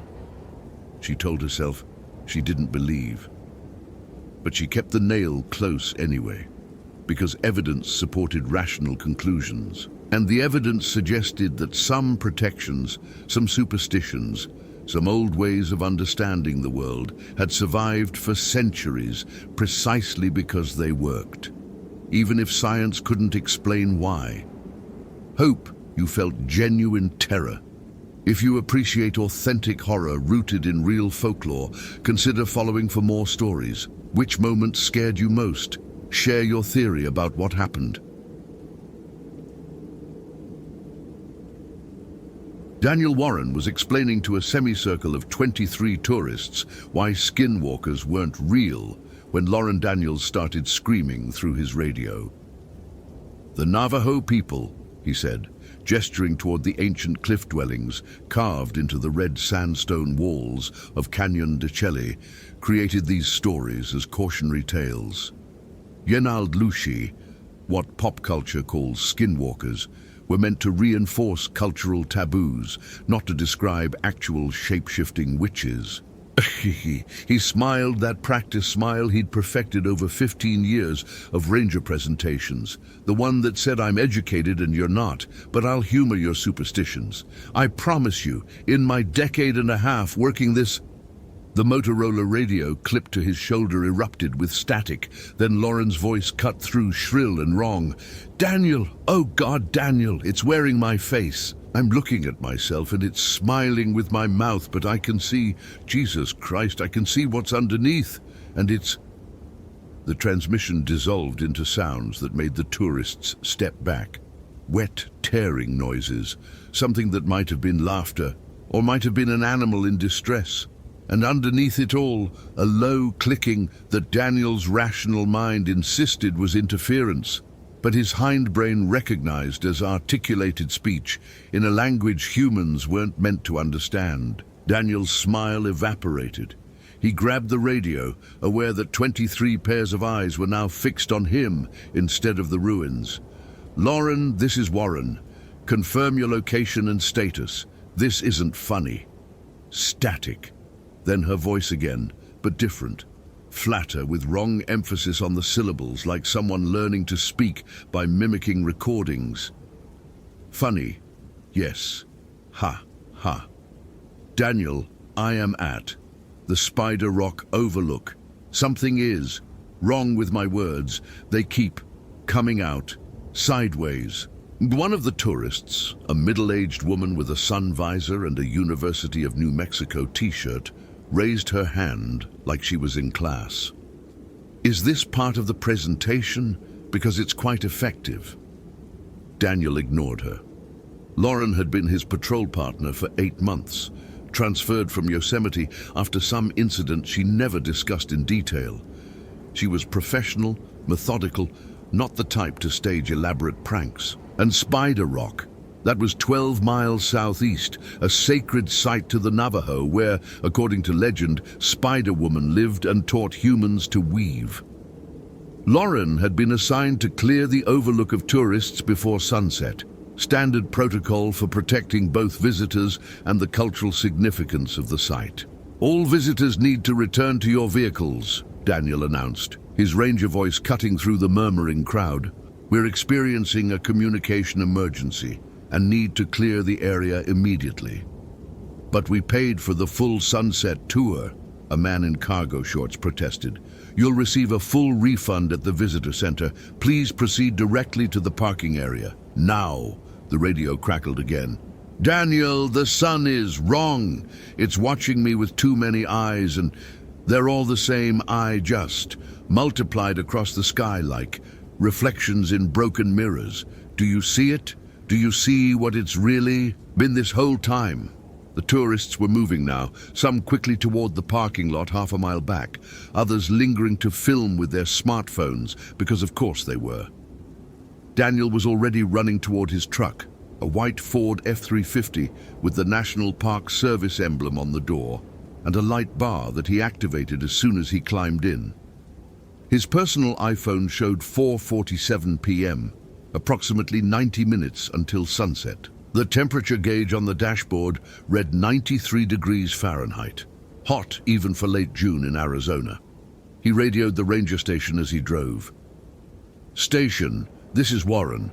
I have a possible 1054 at Spider Rock Overlook.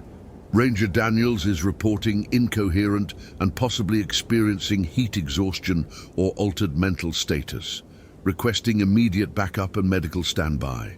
The voice that answered was Tom Begay, a Navajo ranger who'd worked Canyon de Chelly for 20 years and tolerated Daniel's skepticism about local traditions with bemused patience. "Copy, Warren. I'm en route from White House ruins. ETA 20 minutes. Did she say anything specific?" Daniel hesitated. On the radio, where other rangers and potentially the press could monitor, negative, just confused speech patterns, possible environmental exposure. What he didn't say. She claimed something was wearing her face. She said the sun had too many eyes. She spoke like someone who'd forgotten how language worked and was rebuilding it from fragments. The road to Spider Rock was unpaved, a winding track that followed the canyon rim through landscape that looked alien. All red rock and sparse vegetation, piñon pines and juniper twisted by wind into shapes that suggested writhing. This was Navajo Nation land, leased to the National Park Service through a complex agreement that required careful respect for the tribe's sovereignty and sacred sites. Daniel had studied the cultural protocols extensively when he transferred here from Sequoia National Park 3 years ago, learned the proper way to request permission before entering certain areas, memorized which sites were photographable and which weren't. But he'd always approached it as anthropology, not belief. The stories were fascinating cultural artifacts, not warnings. His radio had gone silent. Daniel tried raising Lauren every 30 seconds. "Daniels, Warren, confirm status, over." Nothing but static that occasionally resolved into sounds that might have been wind through the canyons or might have been breathing. At 8 miles, his iPhone lost signal completely. Standard for the area. Cellular towers were sparse on the reservation, and the canyon walls created dead zones that even satellite phones struggled with. Daniel's dashboard GPS still functioned, showing his position as a blue dot crawling along the canyon rim toward the coordinates of Spider Rock Overlook. At 10 miles, he saw the first sign that something was genuinely wrong. Lauren's truck sat in the Overlook parking area, driver's door hanging open, engine still running. Her ranger hat lay in the dust beside it, and nearby, Daniel's stomach tightened, what looked like a small pile of clothing. No, not clothing, skin. Sheets of it, translucent and membranous, like a snake's shed scales but shaped wrong, with appendages that didn't map to human anatomy. Daniel stopped his truck 20 feet back and approached on foot, one hand on the canister of bear spray at his belt, even though bears didn't live in this desert ecosystem. The skin, and it was definitely skin, he could see pores and hair follicles, and the delicate network of capillaries beneath the surface, was still damp, as if recently discarded. It lay in the dust like a collapsed balloon, vaguely humanoid, but with too many joints in the arms and a torso that seemed to have split open from the inside. "What the actual fuck?" Daniel whispered and pulled out his GoPro camera. He filmed the scene methodically, documenting the abandoned truck, the hat, the impossible organic material that his brain insisted couldn't be real, even as his hands trembled filming it. The timestamp on the camera read 5:23 p.m., 73 minutes until sunset. A sound made him turn, footsteps on sandstone, light and quick. Lauren stood at the edge of the overlook, silhouetted against the red cliffs of the canyon. She wore her ranger uniform, and from this distance, everything looked normal. But she stood too still, with her weight distributed wrong, like she was balancing on joints that bent in directions human legs didn't accommodate. "Lauren!" Daniel called out, staying near his truck. "Are you okay? We need to get you checked out." She turned toward him, and even from 30 feet away, Daniel could see that her eyes weren't tracking properly, the left following his movement, while the right remained fixed on something above and behind him. When she spoke, her lips moved a half second out of sync with the sounds. "Daniel, I called. You came. That's good. That's what partners do." "You're scaring me. I need you to walk toward me slowly. We'll get you to a hospital, figure out what's happening." Hospital. She tilted her head 90 degrees, far beyond what human neck vertebrae allowed. Interesting. Place where? broken things go, to be fixed or studied. Am I broken? Daniel. Behind him from inside Lauren's truck, the radio activated. His own voice came through the speaker. "Lauren, are you okay? We need to get you checked out." Exactly what he'd just said, in his inflection, perfect mimicry. Then Lauren's voice, but wrong, stilted. "Daniel, I called, you came." Daniel spun back to the overlook edge. Lauren, or what stood wearing Lauren's shape, was smiling now, and her teeth were wrong. Too many of them, arranged in rows that receded back into her throat like a shark's mouth. "The radio," she said, "is just vibrations, sound waves, shaped into, patterns, easy to, copy, like wearing, a voice, the way I'm wearing, this." She reached up and touched her face. Her fingers sank into the skin like it was clay, reshaping her features with wet, squelching sounds that carried clearly across the parking area. Daniel watched, his rational mind screaming that this was impossible, as Lauren's face melted and reformed into his face.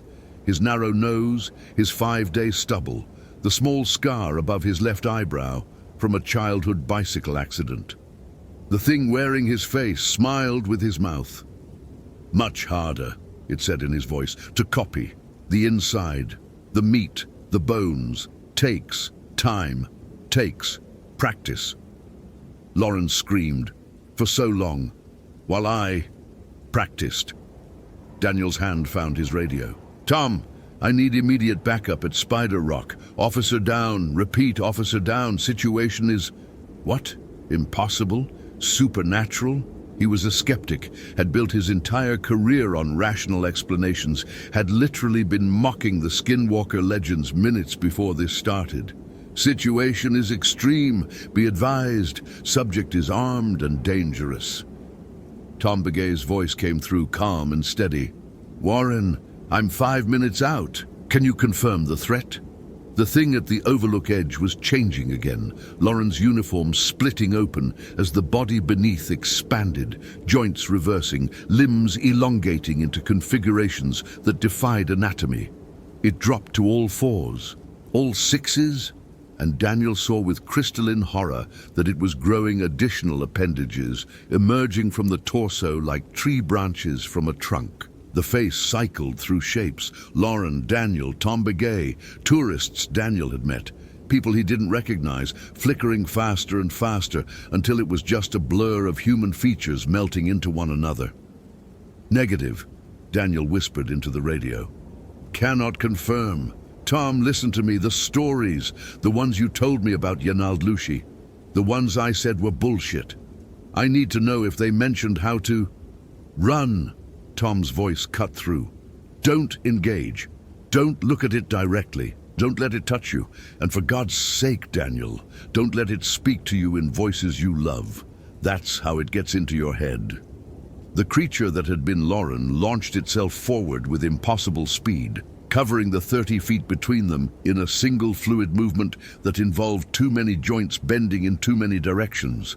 Daniel threw himself sideways, rolling behind his truck as something that felt like fingers, but moved like tentacles grasped for his ankle. He kicked backward, felt his boot connect with flesh that had too much give, like striking a balloon full of meat.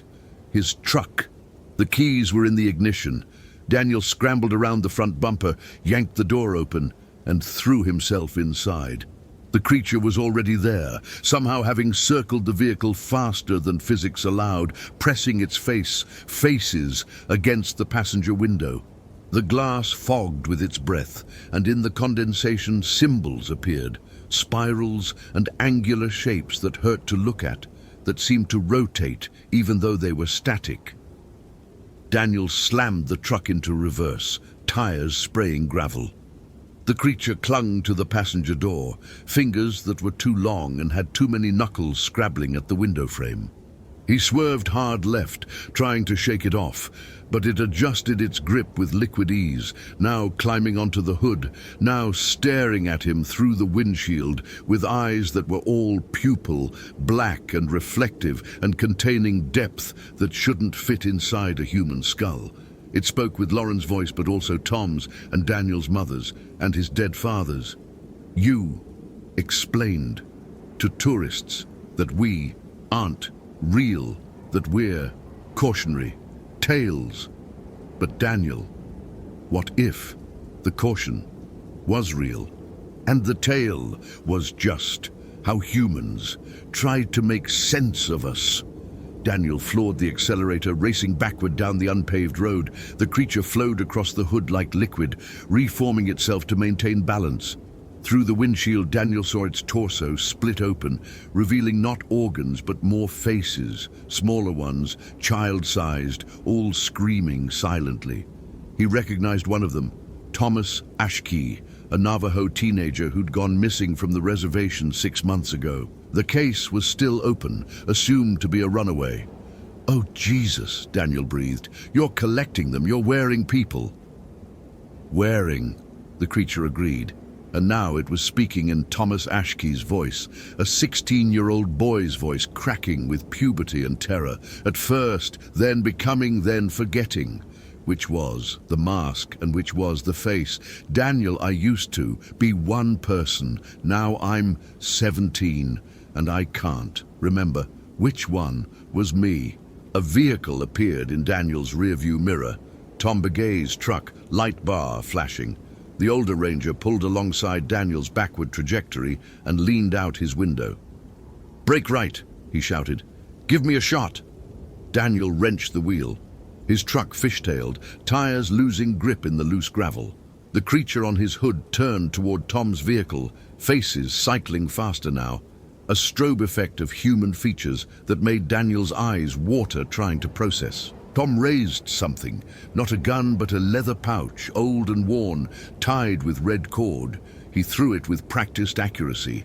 The pouch struck the creature's torso and exploded in a cloud of yellow powder, corn pollen. Daniel's educated brain supplied uselessly, sacred to the Navajo, used in blessing ceremonies. The creature shrieked, a sound that came from all its mouths simultaneously, harmonizing in frequencies that made Daniel's inner ear spasm. It released its grip on the truck and fell, hitting the ground and immediately sprinting on appendages that kept multiplying, 4 legs becoming 6, becoming 8, scrambling toward the canyon edge and launching itself over the rim into 300 feet of empty air. Tom's truck screeched to a halt. The older ranger jumped out, pulling Daniel from his vehicle with hands that shook despite his calm expression. "You okay? Did it touch you? Did it speak to you in anyone's voice you recognized?" "Multiple voices," Daniel managed. His own hands were shaking, his carefully constructed worldview shattered like the windshield of his truck, which he now noticed was spiderwebbed with cracks radiating from where the creature's faces had pressed against it. "Tom, what the fuck was that? What the actual fuck?" "Yenold Lushi," Tom said simply. He was already moving toward the canyon edge, pulling out his own radio. "Station, this is Begay. We have confirmed sighting of hostile indigenous entity at Spider Rock. I'm declaring the area a cultural emergency zone. Evacuate all visitors from canyon access points and seal the monument until further notice. Contact the tribal council immediately. We're going to need a sing." "A sing?" Daniel followed him to the overlook. Below, the canyon stretched for miles, its walls carved into fantastic shapes by centuries of erosion. There was no sign of the creature, no body at the bottom, no movement on the cliff faces, just empty air and red rock and the lengthening shadows of approaching sunset. "A ceremonial healing," Tom explained, "the kind that requires a hatali, a medicine man. Daniel, you need to understand something. What you just saw, what took Lauren, this doesn't happen randomly. Skinwalkers are made, not born. Someone performed the forbidden rituals, violated the deepest taboos of my people. Someone chose to become that thing by killing someone they loved." Daniel's mind spun. That's anthropology, cultural belief systems. You're telling me it's literal?" Tom turned to face him, and Daniel saw something in the older ranger's eyes that might have been pity or might have been anger. "You spent 15 years explaining to tourists that our stories were metaphors, That the Yenaldlushi was a cautionary tale about the corrupting nature of dark ambition. You were half right. It is about corruption. But it's not a metaphor, Daniel. It's a documentation. Our ancestors weren't primitive people creating myths to explain natural phenomena. They were trying to warn future generations about real dangers, and you've been telling everyone those warnings were bullshit. The sun was setting now, painting the canyon walls in shades of orange and crimson that looked uncomfortably like fresh blood. Daniel stared at the shed skin still lying in the parking area, already beginning to decay in the heat, dissolving into a sticky residue that would probably be gone by morning. Evidence that would evaporate before he could collect it properly, leaving him with just his GoPro footage and his shattered certainty. "Lauren," he said, "is she dead?" Tom didn't answer immediately. He walked to the shed skin, careful not to touch it, and examined it from multiple angles. "This was the discarding," he finally said, "the final stage. The skinwalker wears its victim's form while consuming their essence, their memories, their identity. When the wearing is complete, when there's nothing left of the original person to sustain, the skin is shed and the creature moves on to the next victim. So yes, Daniel. Lauren Daniels is dead. She's been dead since sometime this morning, probably. What you saw, what spoke to you, that was the thing that ate her, wearing her like a costume while it learned to be her." Daniel's legs gave out. He sat down hard in the dust, his back against his truck's rear tire. Somewhere in the canyon, a raven called, or something imitating a raven.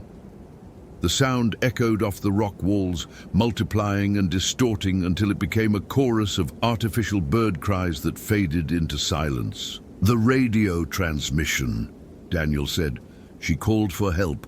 Was that really her?" "Probably the last of her," Tom said quietly. "The final fragments of consciousness, trying to warn you while the skinwalker was still integrating her memories. They're not perfect copies, especially at first. The mimicry takes practice. That's why the speech was wrong, the body language was off. It was still learning how to be Lauren Daniels. And now it knows how to be me too." Daniel touched his face, the face that the creature had copied with such casual precision. "It studied me, copied my features, my voice. Why?" "Because you're next." Tom held out his hand, helping Daniel to his feet. "It wanted you to see what it could do, wanted you to understand what's coming. Skinwalkers don't just kill, Daniel, they terrorize first. They break you mentally before they break you physically. It's going to use Lauren's face, your face, the faces of everyone you've ever loved, to get inside your head. And when you're vulnerable enough, when you can't trust your own eyes anymore, that's when it'll strike."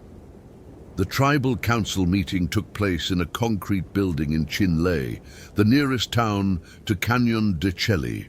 Daniel sat in a folding chair, his GoPro footage playing on a laptop screen, while 3 elderly Navajo men and 2 women watched with expressions that ranged from grim to resigned. Tom translated when necessary, though most of the council members spoke fluent English. They'd been speaking Navajo among themselves when Daniel arrived, conversations that stopped abruptly when he entered. "This is the 3rd incident in 18 months, one of the councilwomen said after the footage ended. Her name was Betty Tsinny, and she wore a turquoise squash blossom necklace that looked older than the building they sat in. "The Ashkey boy, that hiker from Texas, now your ranger. And there will be more unless we act." "Do you know who's creating them?" Daniel asked. His voice sounded hollow to his own ears. He'd been awake for 27 hours, sustained by coffee and adrenaline, and the horrible understanding that everything he'd believed about reality was wrong. Tom said skinwalkers are made by people who violate taboos. Someone local is doing this. The council members exchanged glances. Betty Tsinny spoke carefully. "We have suspicions, but the person we suspect disappeared into the canyons 3 weeks ago, left their home, their family, everything. By the time we realized what they might have done, might have become, they were gone. And now they're hunting, another council member added.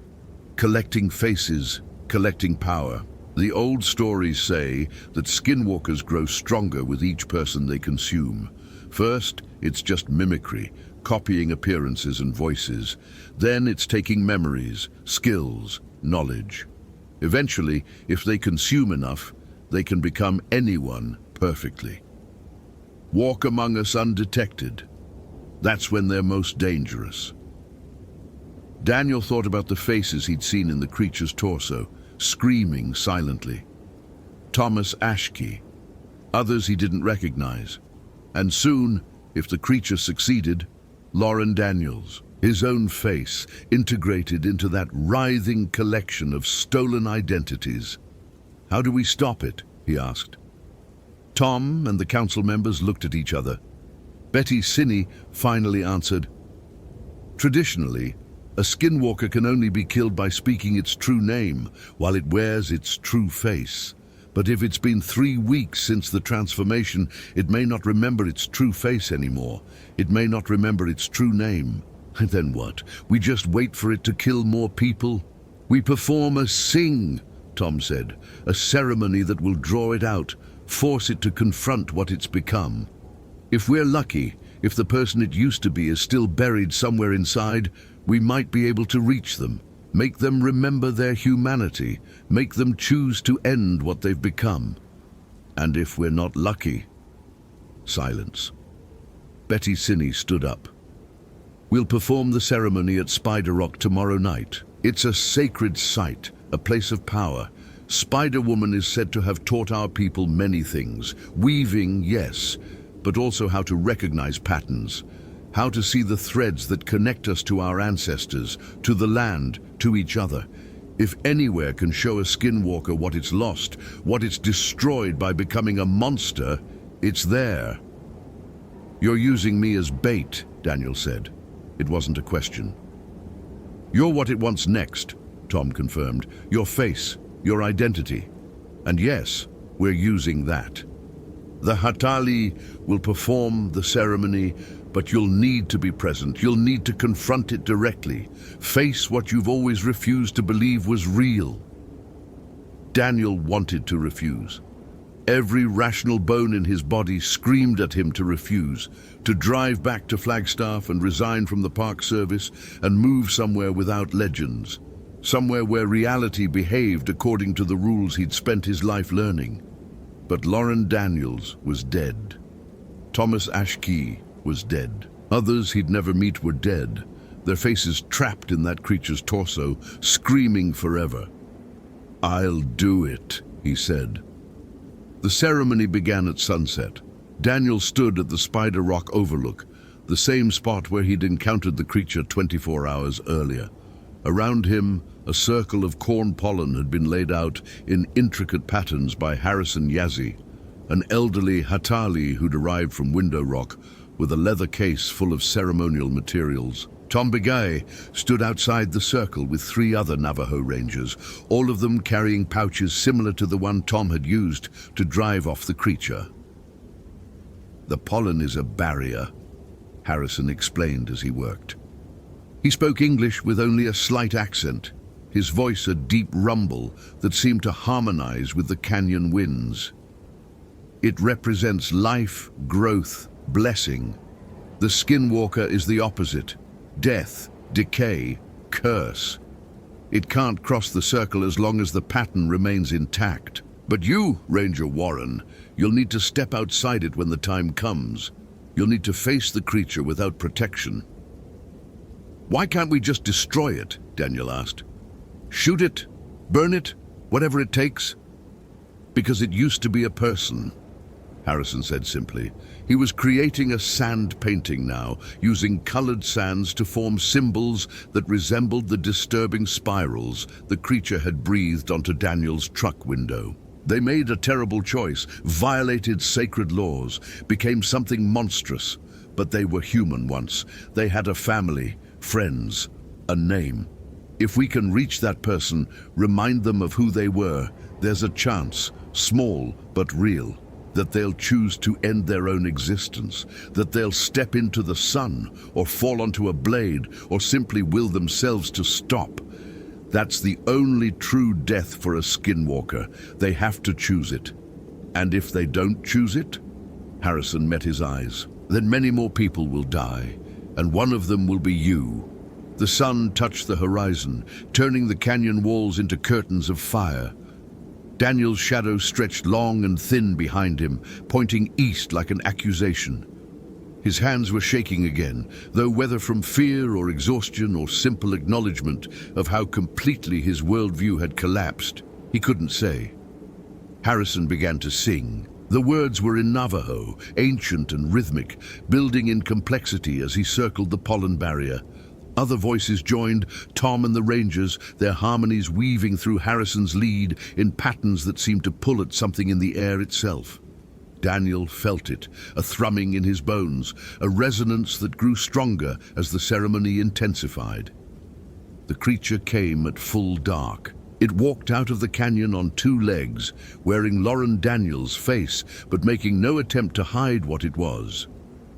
The ranger uniform hung in tatters from a body that had too many joints, too many places where flesh folded in on itself in anatomically impossible configurations.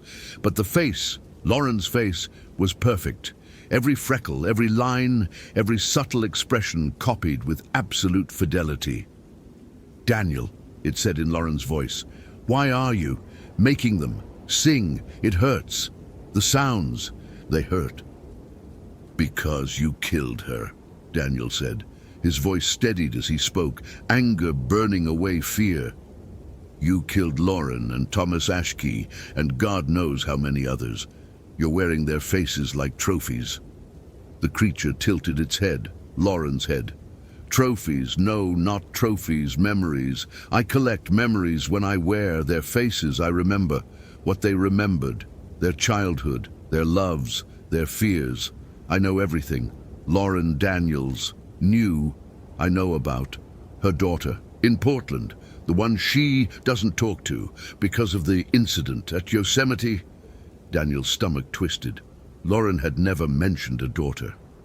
"I know about your father," the creature continued, stepping closer to the pollen circle.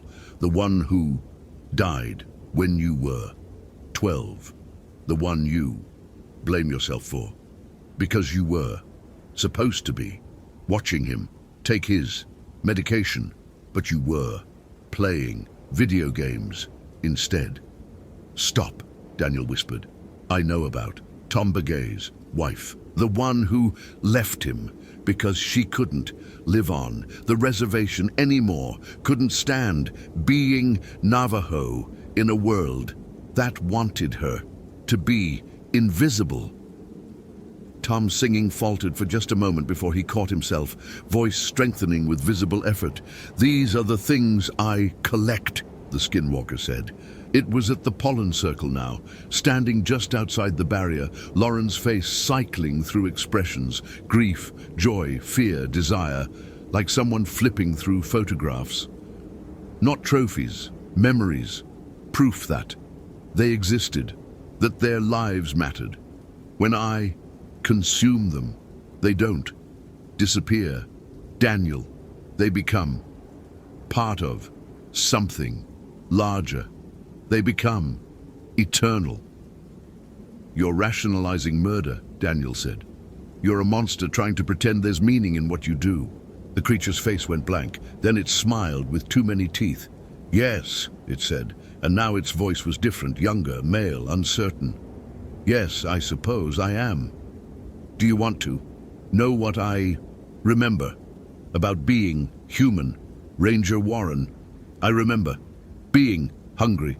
So hungry, not for food, but for more life, more time, more everything. I performed the forbidden rituals because I was dying, cancer, stage 4, 6 months, to live. And I thought, if I could, just have a little more time." Harrison's singing grew louder, more insistent. The other voices joined in crescendo, harmonizing in ways that made the air shimmer. The creature flinched, Lauren's face contorting. "They told me The old stories, that if I violated the taboos, killed someone I loved, wore their skin, I could take their life, their time. So I did. I killed my brother. I wore him, and it worked. The cancer disappeared. But so did everything. That made me human. Now I'm just hunger for more. Faces, more memories, more proof that I still exist. The voice was cracking now, harmonics bleeding through. Lauren's alto, Thomas Ashke's tenor, others Daniel didn't recognize, all speaking simultaneously in imperfect synchronization. My name was Robert Bennerly. I was 37 years old. I had a wife, 2 children. I taught mathematics at Chinley High School. I liked hiking and photography and green chili stew. I was someone once. Harrison stopped singing. In the sudden silence he spoke. Robert Benally, you violated Ya'at-e. You took your brother's life. You became the thing our ancestors feared most. But you still remember your name. You still remember who you were.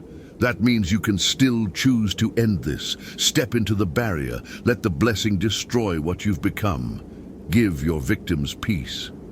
The creature, Robert Benally, stood at the edge of the pollen circle. Its body rippled, faces emerging and disappearing across its torso. The brother it had killed first, Lauren, Thomas, others. Each face opened its mouth in a silent scream. Each face was a life stolen, a memory trapped, a person who would never go home. If I step into the circle, Robert said, I die. For real. Forever. Yes, Harrison confirmed.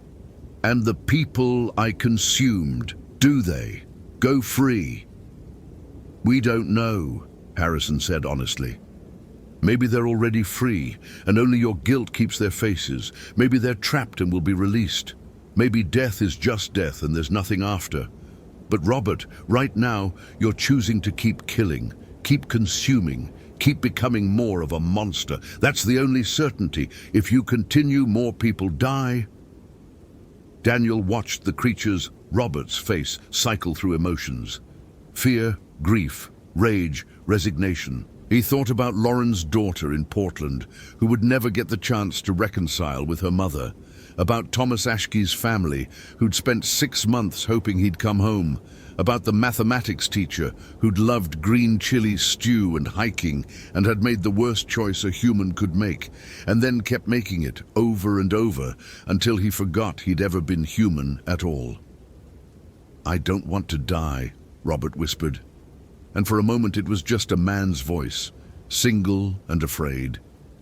I don't want to stop existing, even like this, even as a monster. Existence is better than nothing, isn't it? No one answered. The question hung in the desert air as the stars emerged overhead, thousands of them, indifferent and ancient. Robert stepped back from the circle. I'm sorry, he said. I'm sorry to all of them, to my brother, to Lauren, to Thomas, to everyone. But I can't. I'm too afraid, I'm too hungry for more. He turned and ran, body flowing into a 4-legged configuration that carried him across the sandstone with impossible speed. Tom raised his arm to throw another pollen pouch, but Harrison stopped him. Let him go. He'll kill again, Tom protested. Yes, Harrison said, but not tonight. Tonight we reminded him of who he was, planted doubt, made him question. That's the first step. Sometimes that's all we can do. Daniel slumped to the ground, exhaustion finally overwhelming him. The ceremony was over. Lauren Daniels was still dead.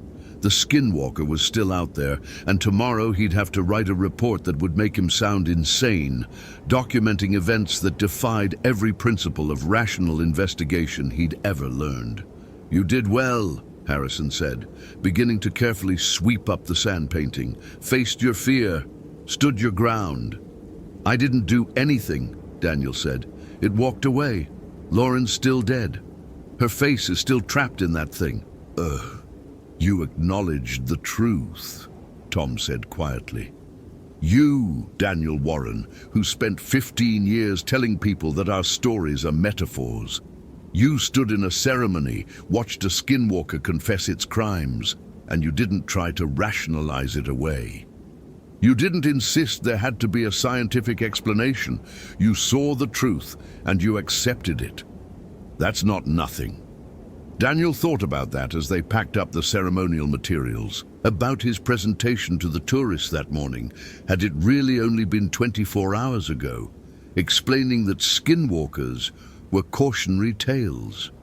About his certainty that legends were just primitive people's attempts to explain natural phenomena. About his arrogance. I was wrong, he said. Yes, Tom agreed. You were, but now you know better. The question is, what are you going to do with that knowledge? Daniel Warren continued working at Canyon de Chelly. He stopped giving presentations about how the Navajo legends were metaphors. When tourists asked about skinwalkers, he told them the truth. I don't know much about them. Talk to the Tribal Cultural Center. Listen to the stories from the people who've kept those stories alive for centuries. Don't dismiss what you don't understand. He filed his report about Lauren's disappearance, listing her as lost to hostile wildlife, body not recovered. The Park Service accepted it. Lauren's daughter in Portland eventually stopped calling, asking for updates that Daniel couldn't give. Thomas Ashkey remained on the missing persons list. The hiker from Texas was never found. Robert Benally, the man who'd become a skinwalker, was spotted twice more in the following months. Once, wearing a tourist's face, he tried to lure a child away from a tour group. Tom and 2 other Navajo rangers drove him off with pollen and prayers. Another time, he appeared to a couple camping illegally in the restricted zones, wearing Daniel's face, and told them to leave the canyon and never return. They did. The tribal council continued their ceremonies. Harrison Yazzie performed 4 more sings, trying to reach Robert, trying to remind him of his humanity. Each time, Robert got closer to the pollen circle. Each time, he turned away at the last moment, too afraid to choose death over existence. On the anniversary of Lauren's death, Daniel returned to Spider Rock. He placed a small memorial, her ranger badge, which had been found in the canyon, and a photograph of her daughter that the woman in Portland had sent, hoping it might provide closure, at the overlook. As he knelt there, watching the sun set over the red cliffs, he felt it, the sensation of being watched. He turned slowly. Robert Benally stood 50 feet away, wearing his original face, or something like it, aged by months of living as a monster. The face was haggard, stretched, barely human, but it was singular, not the shifting collection of stolen features. I remember you, Robert said, his voice almost normal. From the ceremony, you asked me to choose death. I asked you to end the killing, Daniel corrected. Death was just the method. Same thing. Then Robert moved closer, and Daniel noticed he was walking on 2 legs, human posture, human gait. Do you know what it's like? Wearing other people's faces? You start to forget which thoughts are yours and which thoughts you stole. Which memories really happened to you and which ones you just absorbed. I don't know if I actually like green chili stew, or if that's my brother's preference. I can't remember if my wife's name is Sarah, or if that's what Lauren's daughter was called. Your wife's name is Maria, Daniel said quietly. She still lives in Chinle. She's been waiting for you to come home. Not the monster. You. Robert's face twisted. There is no me anymore. There's just this collection of stolen people wearing a name that used to mean something, but I wanted you to know I haven't killed anyone in 3 months. I'm trying. Every day I'm trying not to take another face. Some days I succeed. He turned to leave, but Daniel called out, Robert, the offer's still open. The ceremony, whenever you're ready to choose. Robert paused at the canyon's edge, silhouetted against the dying light. I know, he said, but I'm not brave enough yet. Maybe someday. Maybe when I can't remember my name anymore, when there's nothing left of Robert Benally but hunger. Maybe then I'll find the courage to step into the circle. He fell backward off the cliff, body twisting in mid-air, reforming into something with wings that wasn't quite a bird and wasn't quite a bat. Daniel watched him disappear into the shadows of the canyon, carrying Lauren's face and Thomas's face and his brother's face and dozens of others into the darkness. The sun set, the stars emerged, and Daniel Warren drove back to the ranger station, where he would write another report that explained nothing, documented everything, and filed the truth away where no tourist would ever read it. The skinwalker was still out there. Maybe it would find the courage to die, maybe it wouldn't. But Daniel had learned something that all the education and rational thinking in the world couldn't teach. Some stories aren't metaphors, some warnings are literal, and some monsters are just people who made the worst possible choice and then couldn't unmake it, no matter how much they wanted to. He thought about Lauren often, about her daughter who would never know what really happened, about the memorial at Spider Rock that would weather and fade, forgotten by everyone except the rangers who knew the truth. About Robert Benally, slowly losing himself in the collection of stolen lives, trying every day to be brave enough to stop. And Daniel thought about belief, real belief, not the polite anthropological interest he'd once passed off as respect. He thought about the Hatta Ali who'd sung for hours to reach a monster. About Tom Begay, who'd patiently tolerated Daniel's skepticism and never said, "I told you so." About the Navajo people who'd kept these stories alive for centuries, not as entertainment, but as warning. "I believe you now," Daniel whispered to the empty desert night. "I believe every word." Somewhere in the canyon, something howled. It might have been a coyote. It might have been something wearing a coyote's voice, trying to remember what it meant to be wild and free and simple. Daniel didn't go to investigate.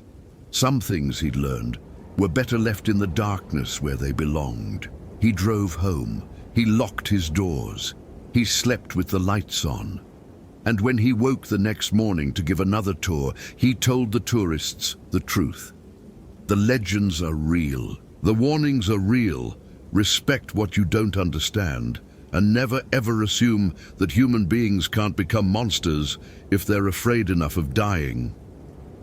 Most of them thought he was joking. A few didn't. Those few nodded, understanding in their eyes, and stayed close to the group for the rest of the tour. Hope you felt genuine terror. If you appreciate authentic horror rooted in real folklore, consider following for more stories.